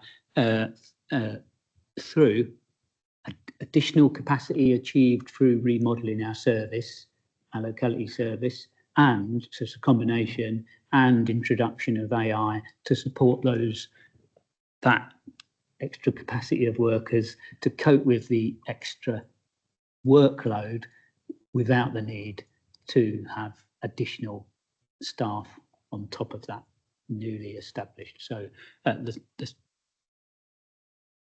extra capacity we achieve through remodelling the service without additional cost, because it's within an envelope that is cheaper than our current model, and the introduction of AI in partnership will enable us to not take on those more expensive agency staff, to lose those agency staff costs.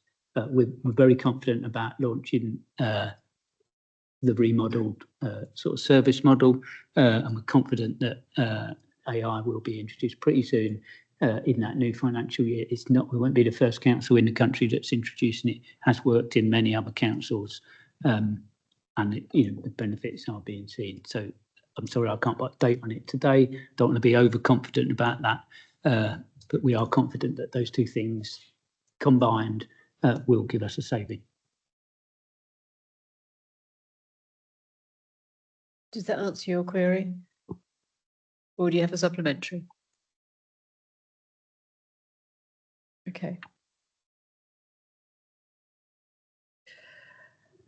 Okay. You do have a supplementary. Go for it. Okay, thank you. So just on so what we're basically saying is that the savings come from not having agency staff on top of the regular staff to, address the capacity. And also there's a remodeling work and AI implementation are two separate things. And those in combination will help facilitate that. How dependent are you on the AI aspect of that? And is that being implemented by in-house, or is that something you're outsourcing, or is that you're purchasing a package from someone? How are you planning on implementing that?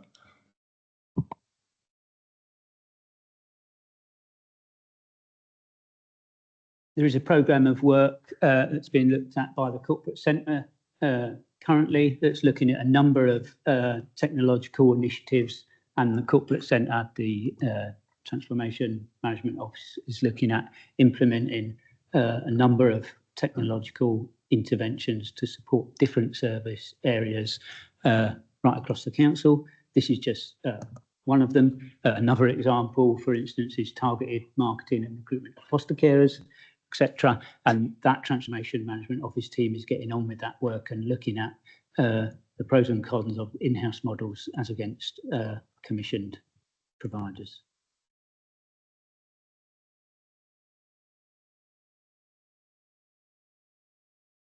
Okay, I don't think we have any more questions for children's. The next appendix is birth to settled adulthood. So can we have whether we need input from both children and adults on this, but just to have an idea of where the pressures are and what you hope to achieve with the budget?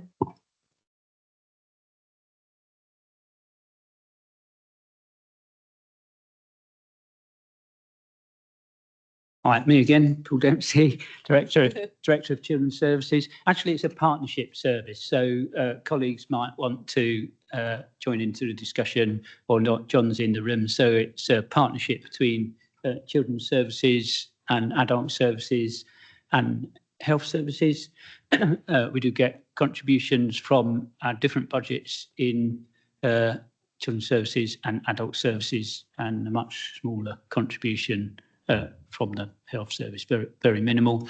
In the budget and the service sits under my sort of remit. You can see it here separately because we've tried to identify the money that adults and services come together, and as one service tried to identify that and manage that separately so we can see what's happening.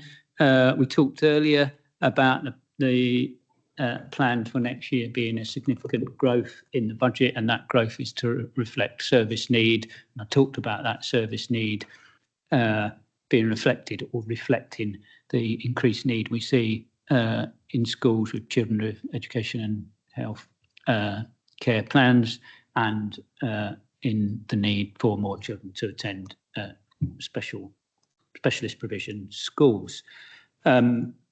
There was a savings target which has existed historically from the point at which the service began as a £1 million savings target. We haven't succeeded with that target. Need has not been as we anticipated. As I say, there's been rapid growth in need, and there's also some growth on top of that to account for that growth in need. We are working really hard to prevent that growth and to support children to stay with their families. There's a very small number of children that's come into care this year who are supported by the Birth to Settled Adulthood Service. That doesn't show up in that budget. Actually shows up as not being a cost in the central children in care budget. But nevertheless, we are keeping families together. Things like short break provision supports families to stay together. So we opened year before last Hazelwood Short Break Children's Home. That's been very successful, supporting families, judged outstanding this year by Ofsted. We have a plan, as I said, to open another one of those this year on Portland Wheel, and there is a line about a saving related to that in the budget. And we have made some cost efficiencies and some cost avoidance through our accommodation arrangements for young adults, and John might be able to better place to talk about them, but we have succeeded for some young people in reducing costs as they moved from older children into young adult accommodation, and will continue to secure those kind of cost avoidance and savings through the streamlining of our service and the way adults and children's services professionals work together now. So overall budget headlines, an increase in growth in the budget to meet an increase in need, but lots of prevention work going on to avoid those costs escalating further. Thank you. John. Thank you, Paul. Yeah, I mean, it is a partnership, and I think, you know, over the course of the last few years, we've made significant strides in that partnership being strengthened. So the health contribution is small but significant, and the work across our housing options is very much an area where we are starting to drive out better outcomes for people, but also more cost-effective outcomes. So there's more of that work to continue through the housing work that we're doing, but also the commissioning work. So, you know, Paul referenced it. We are developing the market locally. We are developing the market around those new housing options. Those are all big steps forward, and over time should start to see us, you know, hit better numbers in this space. But it is an area of significant demand increase, and I don't think anyone should be surprised by that. I think you see that across the news every day. So really challenging, but good partnership work, and testament to all partners, including the Parent Carer Council in this space. So all co-designed and valuable work that's been done to date. Thank you. As part of our work into HCPs, we have met with the Parent Carer Council, and I've got nothing but praise for them.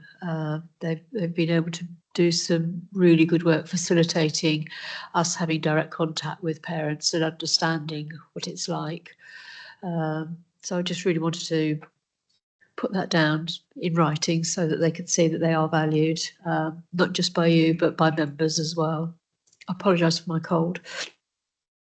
I wanted to pick up on what was said about the increasing numbers and the overspend and not being able to meet the savings of the £1 million. If the numbers had stayed the same, would you be able to demonstrate that for the same number of children that transformation had been achieved? Because we understand that, you know, the more you look at things, the more unmet demand there is, and the more people know about a service, the more the demand there is, and children are becoming more complex. But we also need to be satisfied that what we're putting in place is effective. So are you able to demonstrate, if you had the same number cohort, that you'd been able to make those savings? Yes, I think we could demonstrate on a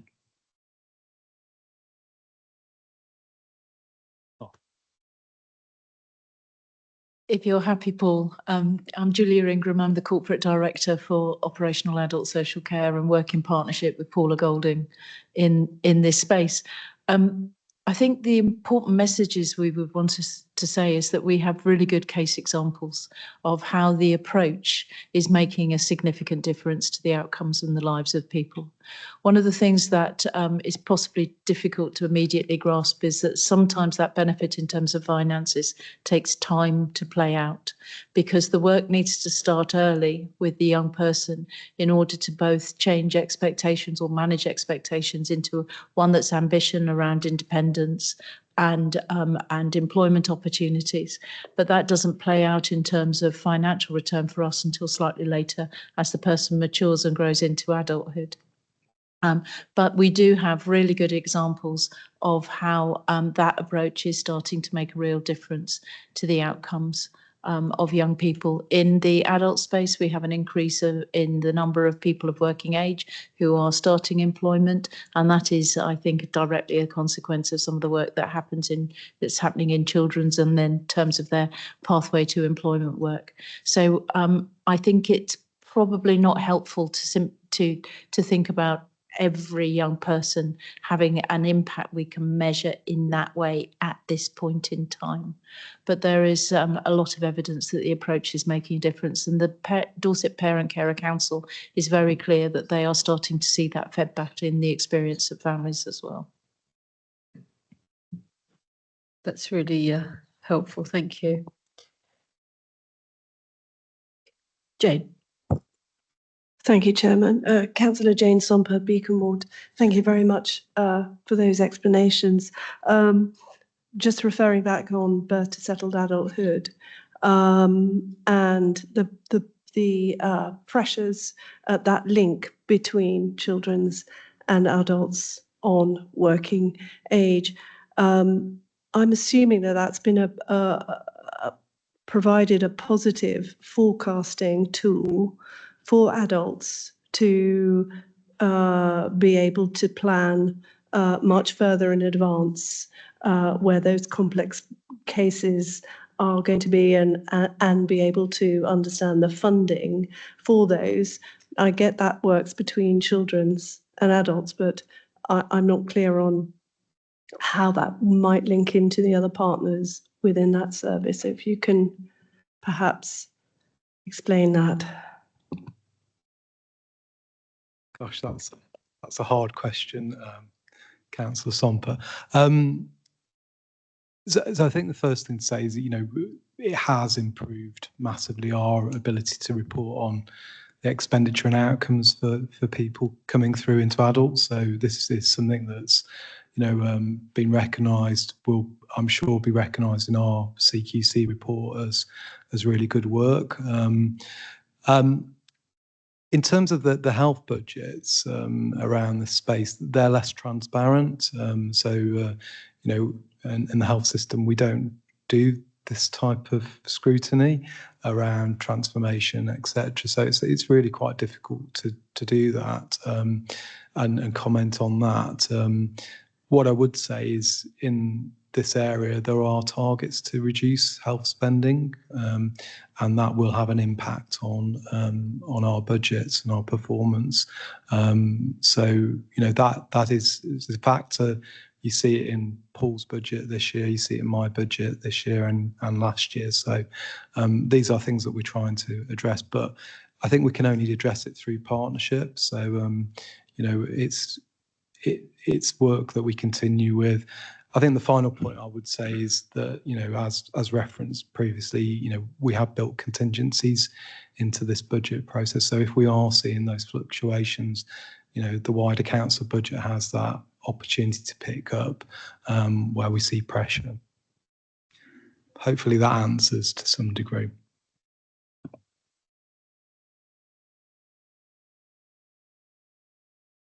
Seeing any indication from any other members. In that case, I will move on to Appendix H, which is Public Health and Protection. Sam.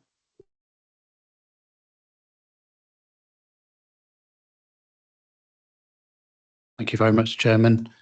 So I think similar to my response to Councillor Mercer's question, what you've got presented in this table, the main movements within probably the regulatory services side of the business. It doesn't deal with the ring-fenced public health grant. So what you see here are the main pressures that have been identified, some of which are council-wide, estimates of the impact on public health prevention.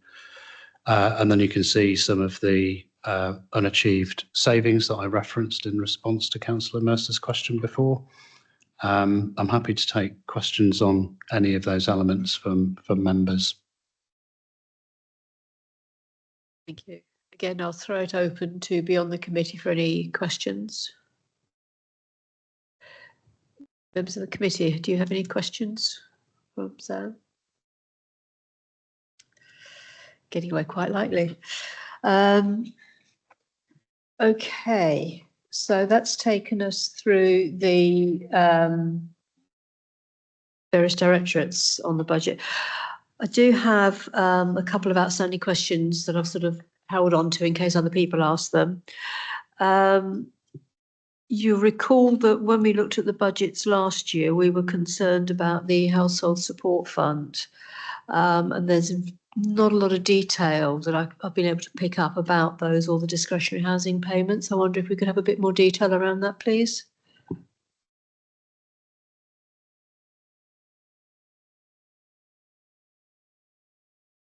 So is that in terms of the value of each of those funds? So discretionary housing payment is 458,000, and that's how much we have in the budget for this financial year 25-26, and the same for 26-27. And then for household support fund for 25-26, it was just over 4 million. And I mentioned earlier about grant funding streams all kind of being wrapped up together and put through a washing machine, and a different number comes out at the end. So our crisis resilience fund for next year, I think, is 4.1 million. So there's the 3 grant, those two going in together to kind of come out to make 4.1 million will be available. And I believe there's a paper coming to an overview committee. No, someone's taking ahead of me. So there'll be a paper coming forward to a cabinet soon on the proposals for how that money will be allocated within that 4.1 million. And again, that's another one where we've now also got a 3-year settlement for it. So we've got certainty on how much money will be available. And I believe there's again, this will come out in the paper, but I believe there's an expectation from government that the crisis resilience words that they want over the 3-year period, less money to be spent on crisis and more money to be spent on resilience, recognising that continually giving someone a crisis payment isn't sustainable. So they are asking local authorities to kind of demonstrate how they will move from crisis to resilience over that 3-year period as well. I think it's part of the greater narrative, isn't it, on early intervention? Fix it early so it doesn't cost as much, because we can't keep funding everything at those sort of levels. Probably you start writing notes, you end up with so many bits of paper.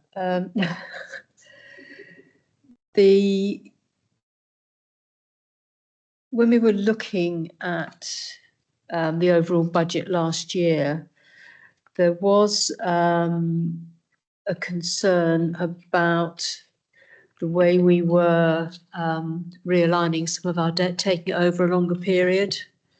So it would cost us less each year. So it gave us more flexibility. But I think part of the concern about that was that in the long run, you end up paying more. And I suppose my concern would be how sustainable is that? Because if we're mortgaging the future and we've got all of these pressures that we've been talking about, how do we sustain the services with these ever increasing pressures? Difficult question. So I suppose that's the ultimate challenge. You referenced kind of experience in local government over multiple years. I think we've probably always been talking about that 3-year horizon feeling impossible, and by hook or by crook, the local authorities respond to it and manage to set a balanced budget. So I'm hopeful that we will continue to be able to do that. In terms of the refinancing debt, for example, there's lots of pros and cons to things like that. So, for example, so in that example was referring to our minimum revenue provision and refinancing that over a different time horizon. That effectively goes against the time value of money and kind of net present value, but effectively is saying that £1 million in 30 years' time is a lot less than £1 million next year. So it could be seen as remortgaging into the future, but it's also recognising it will be more affordable to pay that back in future years because of the relative value. And what we're obviously the biggest threat at the moment though is around the DSG. So we've referenced the cumulative deficit that the council's carrying, that has a £6 million revenue cost of effectively lost interest. So I'm hopeful that in the event that the proposals from the government are robust and sustainable and kind of future focused, that we will start to see some of that money, that cost of carrying that debt, start to be able to be unwound back into the cost of service provision, which is ultimately what taxpayers are putting the money in for. So that hopefully will be something that comes back into play over this medium term horizon that we're dealing with.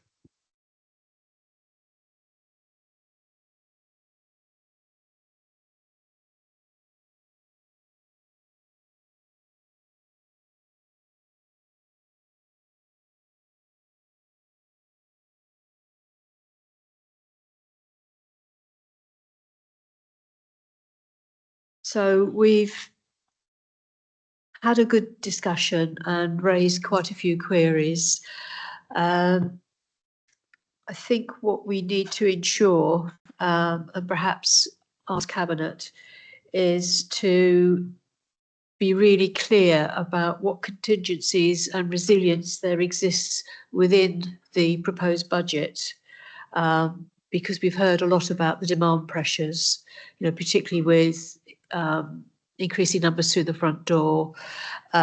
We heard, I think it was in the briefing, certainly with the EHCPs, that with all this uncertainty around how the government is looking to change the framework, that parents are trying to, I won't say beat the system, but get in ahead of that and get their piece of paper and their the plan for their child.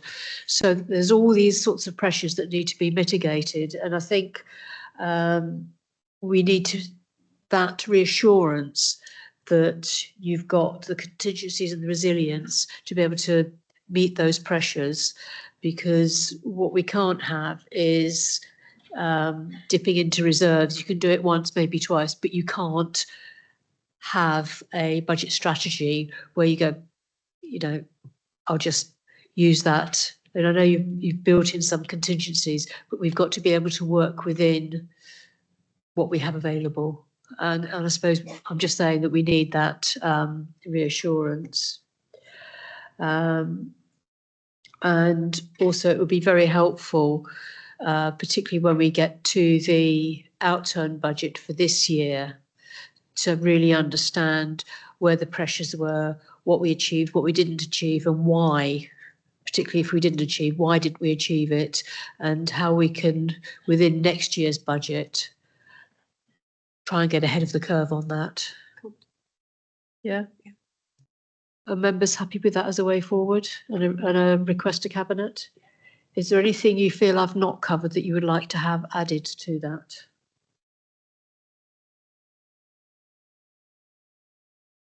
Okay, are you happy with that, George, as recommendation? Yeah, you got the words?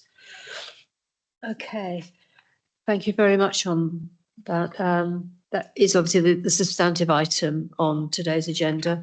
We do have a little bit more on the agenda to deal with. On my right piece of paper again.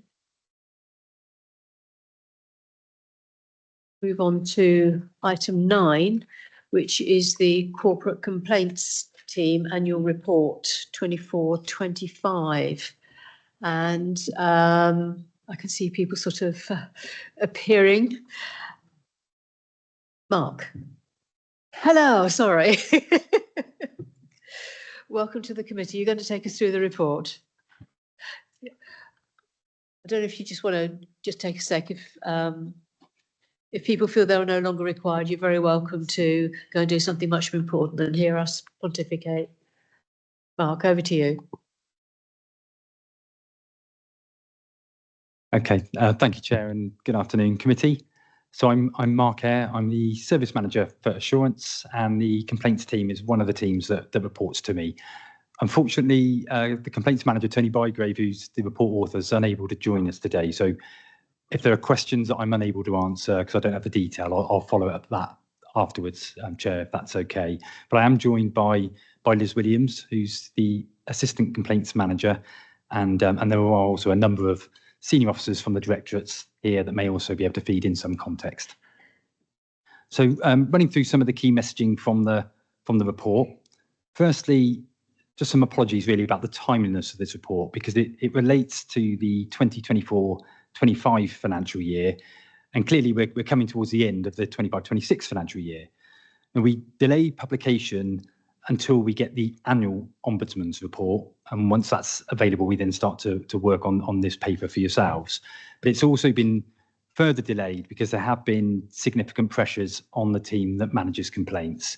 And I'll come on to the figures for the year shortly. But in general, by the end of 2024-25, the complaint numbers were at the highest level that we've had, and then we've had sort of year-on-year increases bar 1 year, and they've increased actually. If we look within the current financial year we're in, they're up a further 25 to 30% since the beginning of this financial year. Now, this level of increase is a picture that is mirrored nationally, so it's in no way unique to Dorset and Dorset Council. So just for information, a similar report was presented to the Place and Resources Scrutiny Committee. That was towards the end of last year. The covering report is pretty much the same, but the appendices for the one you have in front of you today relate to the statutory annual reports that are required for children's social care and similarly for adults.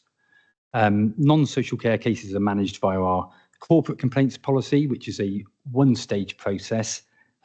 What that means is that we manage the complaint in a single stage. If there's any concerns or the complainant is not happy with the outcome, at that stage they would escalate it to the Ombudsman. For children's social care, there are 3 stages, and I'll talk a little bit about that for clarity in a minute. But just to sort of pick up really, as I say, it has already gone to Place and Resources Scrutiny Committee, and the role of scrutinising some of the policies that are referred to within the documents. So for instance, the Councillor Code of Conduct complaints, place complaints, and those related to corporate services sits very much with that Place and Resources Committee. So in general terms, the role of this particular scrutiny committee is on the children's and adults reports, but the wider paper does set hopefully some useful context of the overall complaints position. So I'll start off on that overall position. So some key messages across all of our complaints policies. We had 1,919 complaints during 24-25.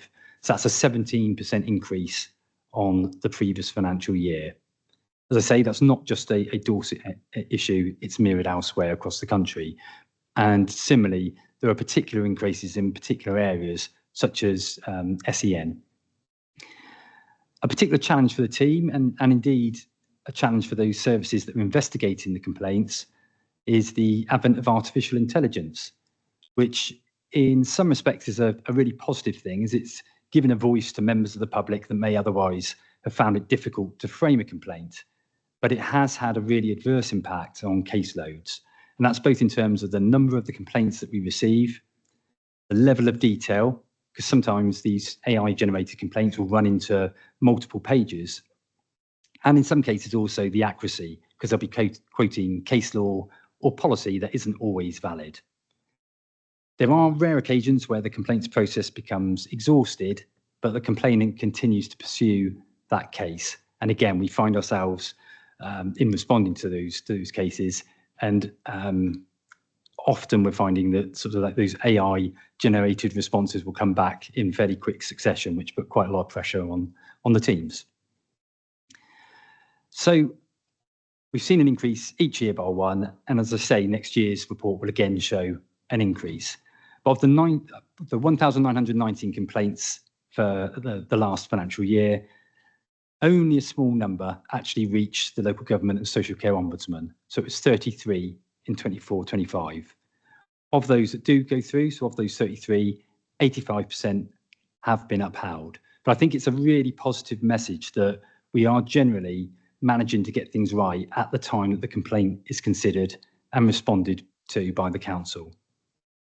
But it is worth highlighting that the numbers that we've had, those increases that we have seen, has impacted on our ability to respond within timescales. So we have been managing throughout the year a fairly significant backlog at times, but what we have tried to do is prioritise the focus on those statutory complaints processes alongside the complaints that have been escalated through to the Ombudsman.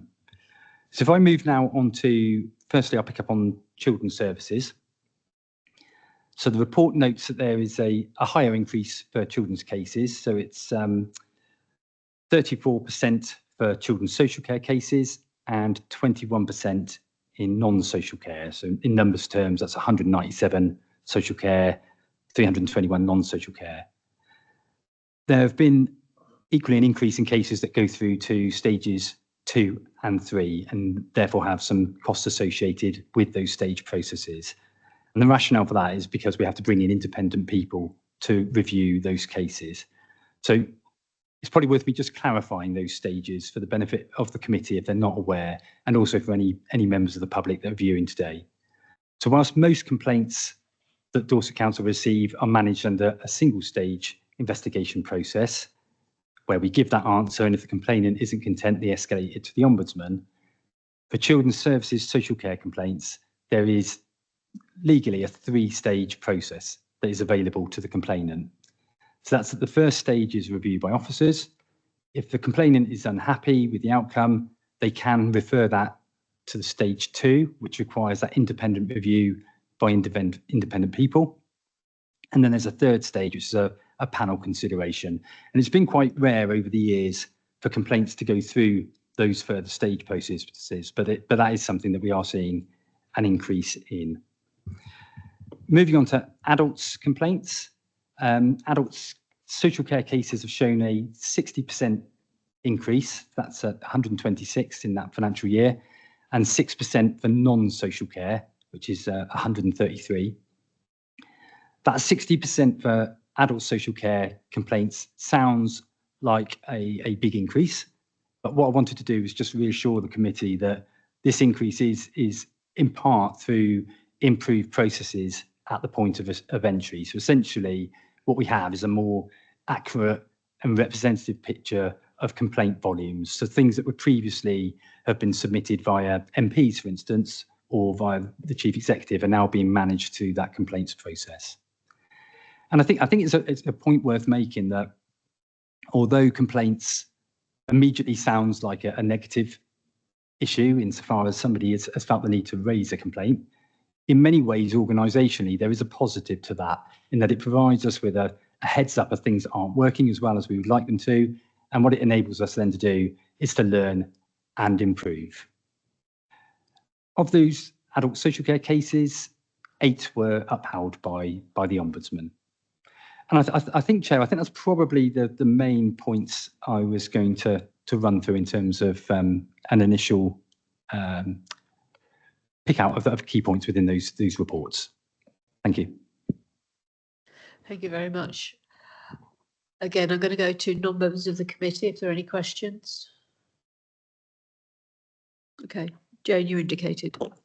Thank you, Councillor Jane Somper, Beacon Ward. Thank you very much for outlining the points here. And you just referred to learning from these, which is clearly important. I wonder if there's any examples you can give us with complaints over the last year where there's been a change in policy or practice or service delivery due to an area of complaint.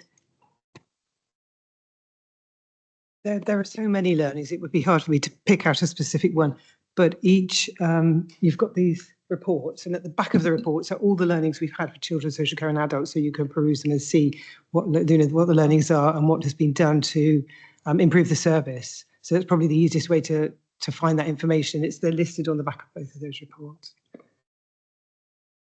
Thank you. That's really, I mean, that's the important part, isn't it? As you say, people complain, we need to learn from that, and we need to then make changes to the systems. Are there... And until those learnings have been implemented, we don't just say you need to do this, thanks very much and goodbye. The complaints are kept open until we've got confirmation that that learning has actually been implemented, which sometimes can take a week. It can sometimes be 3 months. So it's a reassurance that they're not, we don't just say, please, can you do this? And people don't say, we're going to do this. We keep it open until they've done it. So so when you read those, that's you need to take that into account, that they're kept open. And is that communicated to those who've made that complaint? To implement the learning or the action that's arisen from the learnings is the manager that we contact, and they come back to us and say, yes, I've shared this at the team meeting, or the report, the document we promised the complainant has been sent to them on and by the due date. It's so many, it's hard to pick any example. There's so many possibilities, but we make sure that that is actually done, and we do, and then we record that we've had that confirmation, and then the case will be shut completely. Thank you, because there is that awful phrase, isn't there? Lessons learned. So they really are. And because they are, I'm presuming the number of repeat complaints on a particular issue is small. So do you get areas where you get repeat complaints on the same issue? I presume because of the lessons that are being learned and the changes, they are small. On the whole, yes, the lessons are learned. One of the biggest areas where we are having a lot of lessons to be learned is obviously SEN team, but a lot of it is out of their hands due to a lack of actual special school places. But there has been there has been trouble with communication, and the SEN team have put in a plan to ensure that communication is regular and smooth. We have complaints where people say, I've emailed and I haven't heard back for 3 weeks or 2 weeks, that they have, the SEN team have actually got a plan in place to implement that, and there's a central number and email that people can contact if they're not getting through to the person they're actually emailing, or if they want an update. So that communication was a big one in the SEN team, but that has been, it's being tackled, yeah. So that's probably the biggest area where we've had repeat complaints about the same issues, but on the whole, no, they're not wholly about the same issues. Can I just come in as well? Because I mean, we talked a little bit about artificial intelligence, and what you are tending to find that with particular types of complaints as well, you'll get sort of groupings of people that are using essentially providing the same complaint, and we'll get that sort of multiple times just because that sort of guidance is out there. People are using AI to formulate that complaint. Do we respond with AI? We will sometimes use it in order to summarise the complaint. And actually, one of the changes we're looking to make to our complaints policies, all of the complaints policies, we'll be looking to take to Audit and Governance Committee, who approve the policy framework probably in March, is based on recent Ombudsman consideration, because they also are getting a lot of things coming through that are AI generated. So their recommendation is to support authorities and other bodies using AI and other things to actually summarise that complaint and to make it clear to the complainant that if things come through and there's a lot of detail in there, that it's quite reasonable for us to look to summarise it, to pull out the key messaging, rather than responding to every single thing that is contained within that, what can be a fairly long document. It sounds like there's an increased pressure on your resource then if you've got all these coming through. So I don't know how well you're able to address that.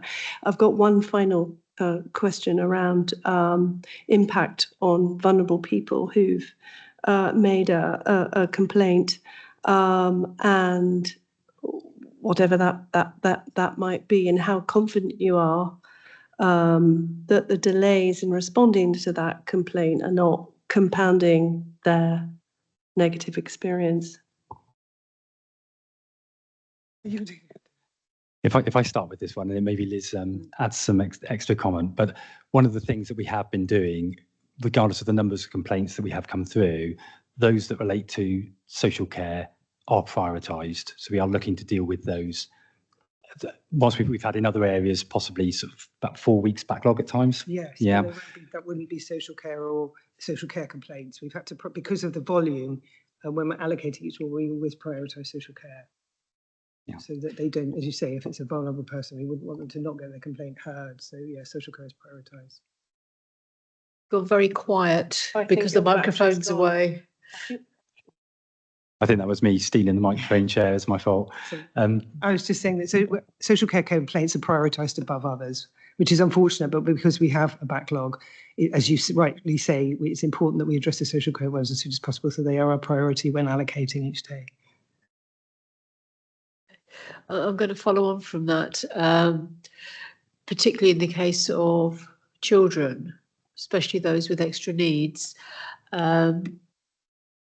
Not necessarily social care, but educational need. Any time delay for a child is a massive part of their education and their life at that sort of age.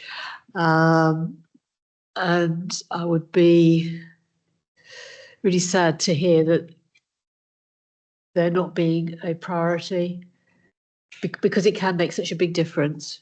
We've made that clearer, children's complaints and adults' complaints. They may not necessarily be social care, but they'll be children's, because when we tag them, they're just tagged as complaint children's, not complaint children's social care or complaints children's SEN. So children's complaints are prioritised, as are adults' complaints.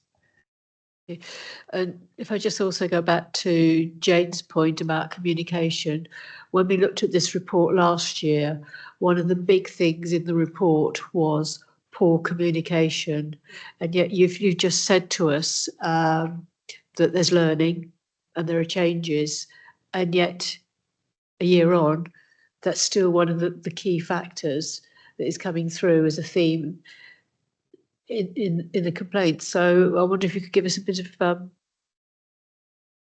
discussion around it.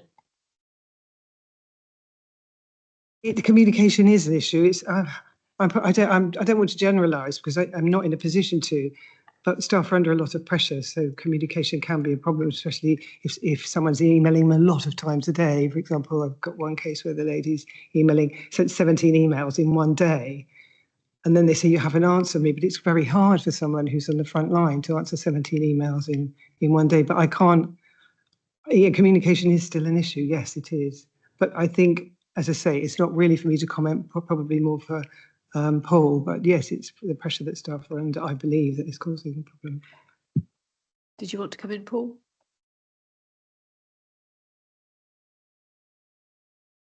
Yeah, communication does come up.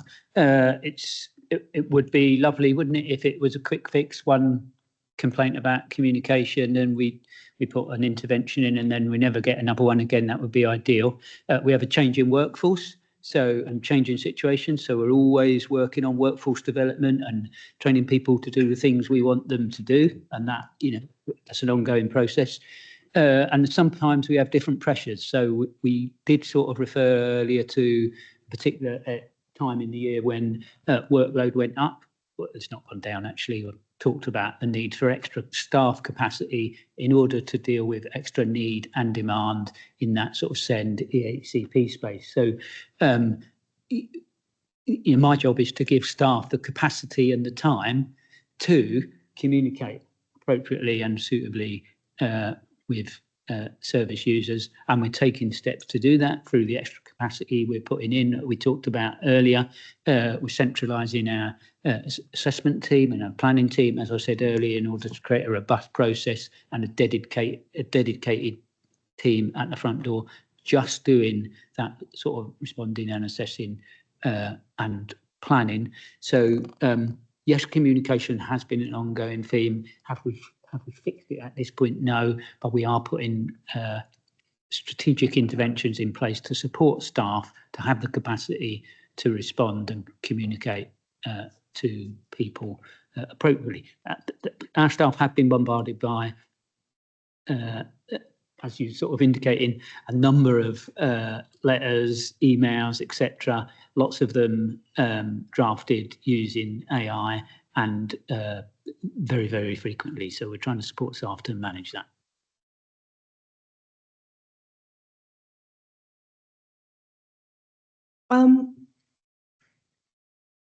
Do the team that deal with the complaints have regular meetings with the directorates to address some of the recurring themes? And in that sense, you can tool yourselves up with how you're responding, what you need to respond. I have massive sympathy for overwhelming numbers of emails to deal with complaints. Having had personal experience of that recently myself, so I completely understand that.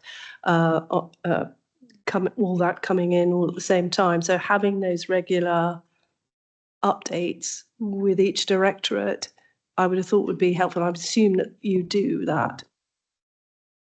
Meetings with Julia Ingram and Paul regularly to discuss complaints and any issues or trends.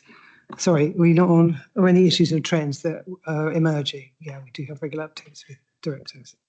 Also on top of that, we are in the process of, I say we are, our business intelligence colleagues are putting together a dashboard that management teams will be able to use to support as well that complaints management process.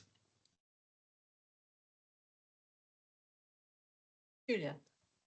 Hello, if I can come in just again to give some reassurance. So in adult social care, we have monthly complaints meetings scheduled where we look at all the complaints, we look at the themes. And if there is a requirement for more frequent meetings, then they happen.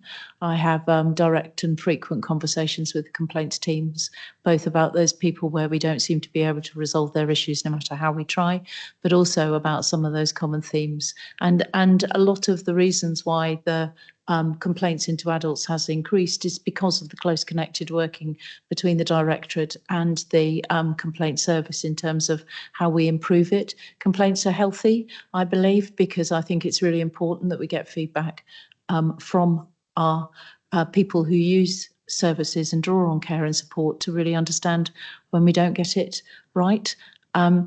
And I just wondered if I could indulge by inviting the principal social worker and the principal OT from adults who are at the back of the room to just explain that cycle, because you raised the issue about how do we learn, and the learning just doesn't sit in one place. And so if I can indulge the committee, I would just invite them to describe how in their role we then take those complaint learnings and then change them and look at how that impacts on practice. Would that be okay? Yes, I'll just add a little extra into it, the mix as well. I used to work for Waitrose, and one of the key things was the culture about being there to serve, being helpful. If anybody, a customer asked a question, you found out the result, you got the answer for them, and you did it politely and so on. And I think a lot of what would help is not just putting in the structures and the procedures to ensure that we get it right. It's about the attitude and the culture of the organisation. And I think that's something we need to perhaps put a little bit more emphasis on. I'm not saying it's wrong, but I think we can always do better. Then I'll hand it over to you guys. Just before that, I presume you get compliments as well as complaints. We do, yes. I think it's probably there'll be certain occasions though where compliments bypass the team, so we probably don't have a full picture of the compliments, I would suggest.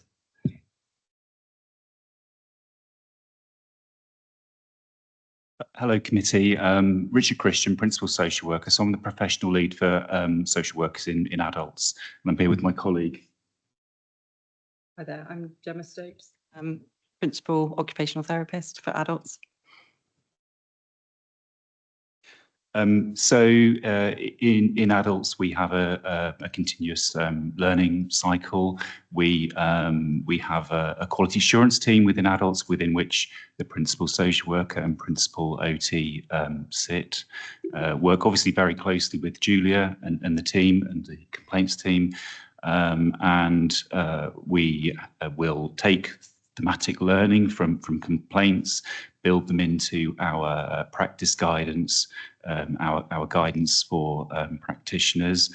We have a governance structure, so we have a quality assurance group across operations and commissioning in adults, where we will look for assurance around learning from complaints. And then we have a quality assurance board as well, where we have a broader scrutiny of what we're doing in terms of learning from complaints. Yeah, I suppose. Just some of the examples. So we've looked at, we knew that there were complaints around people waiting for assessment and having that communication to know when they were likely to have an assessment. So we've brought in more guidance and practice around waiting well, so that we've got structures around making sure we do communicate with people that have made contact and they know what is happening. So that was one of the areas that we've covered, and we've now got guidance around that. And again, in relation to the specific occupational therapy areas, we've changed processes and had things written in about making sure that we're adhering to the appropriate communication timescales, in particular in relation to disabled facilities grants and things like that, where we've had complaints. So again, it's about taking those themes that we're hearing that are wider aspects, not necessarily in relation to one member of staff, actually, where there are things that we can improve across the board. We're looking at our processes and procedures, and in turn trying to look at that culture and improve that culture of staff, so that they're seeing how important it is and making sure that we're responding appropriately. Thank you. Jane, you have a question? Thank you very much for that. That's good to hear those learning examples. One more question around complaints of providers of services. How does that work? Is that dealt with by the directorates, or does it come through your team? So sorry.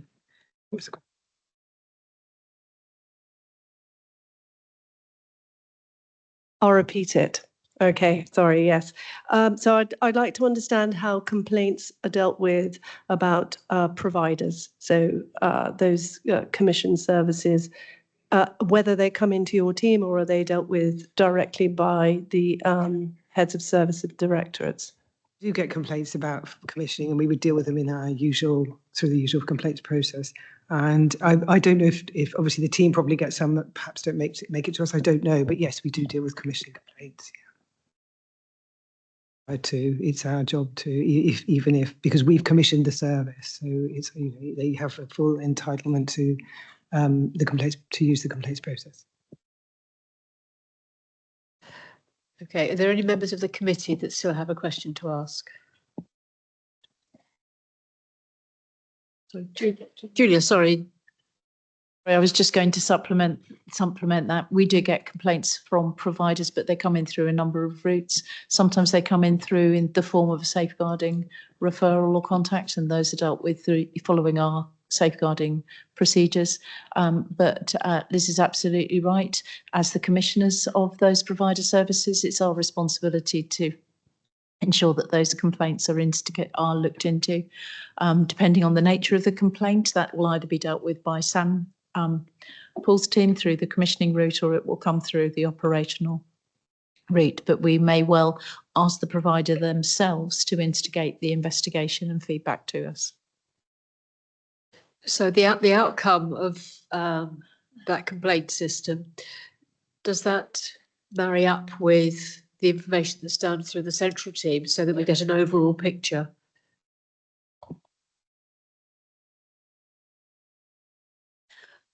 Apologies, the wrong time to cough. We have a dedicated quality assurance team in commissioning that hold a lot of that information. I think there is an area that we could investigate further, which is whether we are triangulating all of the issues that come in through our quality assurance route in with the learning from the complaints team itself. So I think that's an area where we have an opportunity to further improve. Carol, last question. Last question. It's not really a question, to be absolutely honest. It's more a statement. What the common thread that's running through complaints is a lack of communication. I mean, many of the issues that I certainly my colleague deals with on a local basis, people just get frustrated at a lack of response, whether they're reporting a pothole and don't seem to hear anything, or whether they've sent an email and have not had a response. And I think we just have to find a way of, whether it's a holding email, a holding something, just to show that we understand, we are there, and we will get to them. That's it. If I'm going to be provocative, I'll say it's not just members of the public, it's members as well. We don't always, there is a member officer protocol on how quickly there should be responses to things. But I'll just leave that there as it is. I'll leave you to ponder about that another time. So we've been asked to scrutinise and note the annual complaint report. I think we've done that.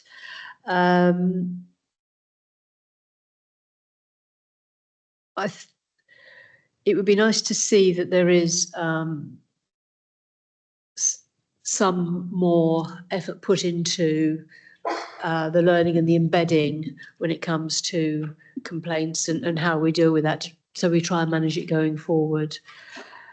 Anything else that I've missed? I think that was sort of most of it, wasn't it? No, I don't think so. Just an action around the communication and the learning from providers through to the complaints team, if that is actioned.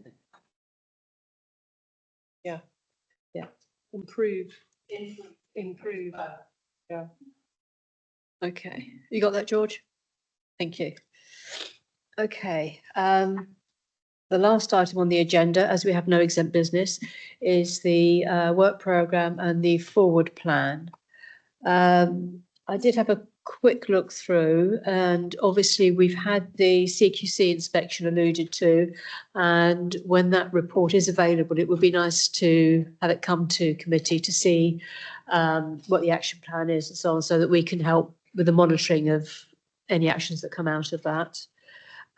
We do need to timetable the final report on the EHCP review. We've got the final meeting with the NHS coming up, so hopefully we'll be able to bring that forward fairly quickly. Where we've got the unscheduled items in the list, I have asked that we have timelines attached to those, because if it's something that we've seen today and we say we'd like to see it in 12 months' time, 2 meetings down the line, we don't remember when we actually asked for that to happen. So it's just so that we can monitor it and keep track, so we're not falling behind on things that we've asked to see. And whether we should have the Dorset Centre of Excellence annual report come to the March committee, likewise with the LADO annual report and the IRO annual report. Now, I know some of them do go to corporate parenting, but whether there's a role for this committee in looking at some of those, I don't know. I don't know how the committee feel about that.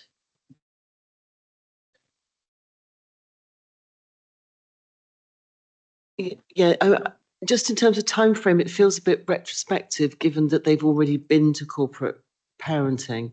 I'm wondering if after that time lag, whether the scrutiny process would add value, but obviously that's a completely decision for you. Maybe a better way forward would be if corporate parenting have identified some issues, that we could perhaps monitor it for them. Yeah, so it's we're being positive. Yeah. Okay. Are there any comments from the committee on the forward plan? Carol, quickly. Sorry, Chair, with regards to our Centre of Excellence, rather than just looking at their end of year report, I still would like us to see how we can expand the usage and make full use of it to reduce our future costs in some shape or form. I know that's being looked at, but can that come into us in some way? I think that might be not too much to ask for, but it's about service development, isn't it? Whereas we are about looking back. So it may be something for the overview committee to look at. Paying off.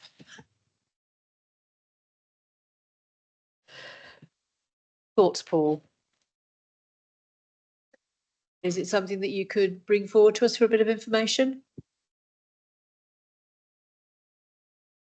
To that question, the children at that school are getting a really good education, and Ofsted have judged it a good school. So that's very good, and it does provide places that at the minute we need to educate children with additional needs.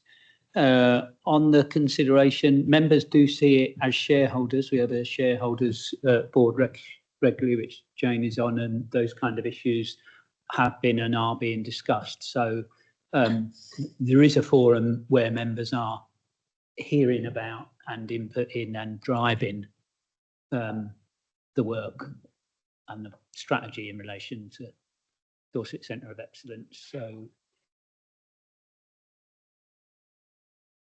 I'm not, but I know obviously there's a Centre of Excellence shareholder meeting that is held, I don't know if it's monthly, but regularly, in the same way that there's a shareholder meeting for Care Dorset and for there's another one as well, which is open to members and questions can be asked. I just wonder if that's an arena that may be best placed for the points that you want to make, rather than a separate piece here at the moment, but there may be something that comes from that. And the other thing I would add to that is the committee did do a really informative visit to the school. And I think we were really, really impressed by what we saw there. There is nothing to stop any member of the committee talking to Children's Services about going back and doing another visit to see how things are changing. I'm sure the school will be delighted to have the interest of the wider members. So if Paul is happy, contact Paul and get something arranged. Okay. So on that note, at 4:46, I will thank you all very much for your forbearance and for your questions and your considered deliberations and responses. Thank you very much. Meeting is over. Thank you, Chair.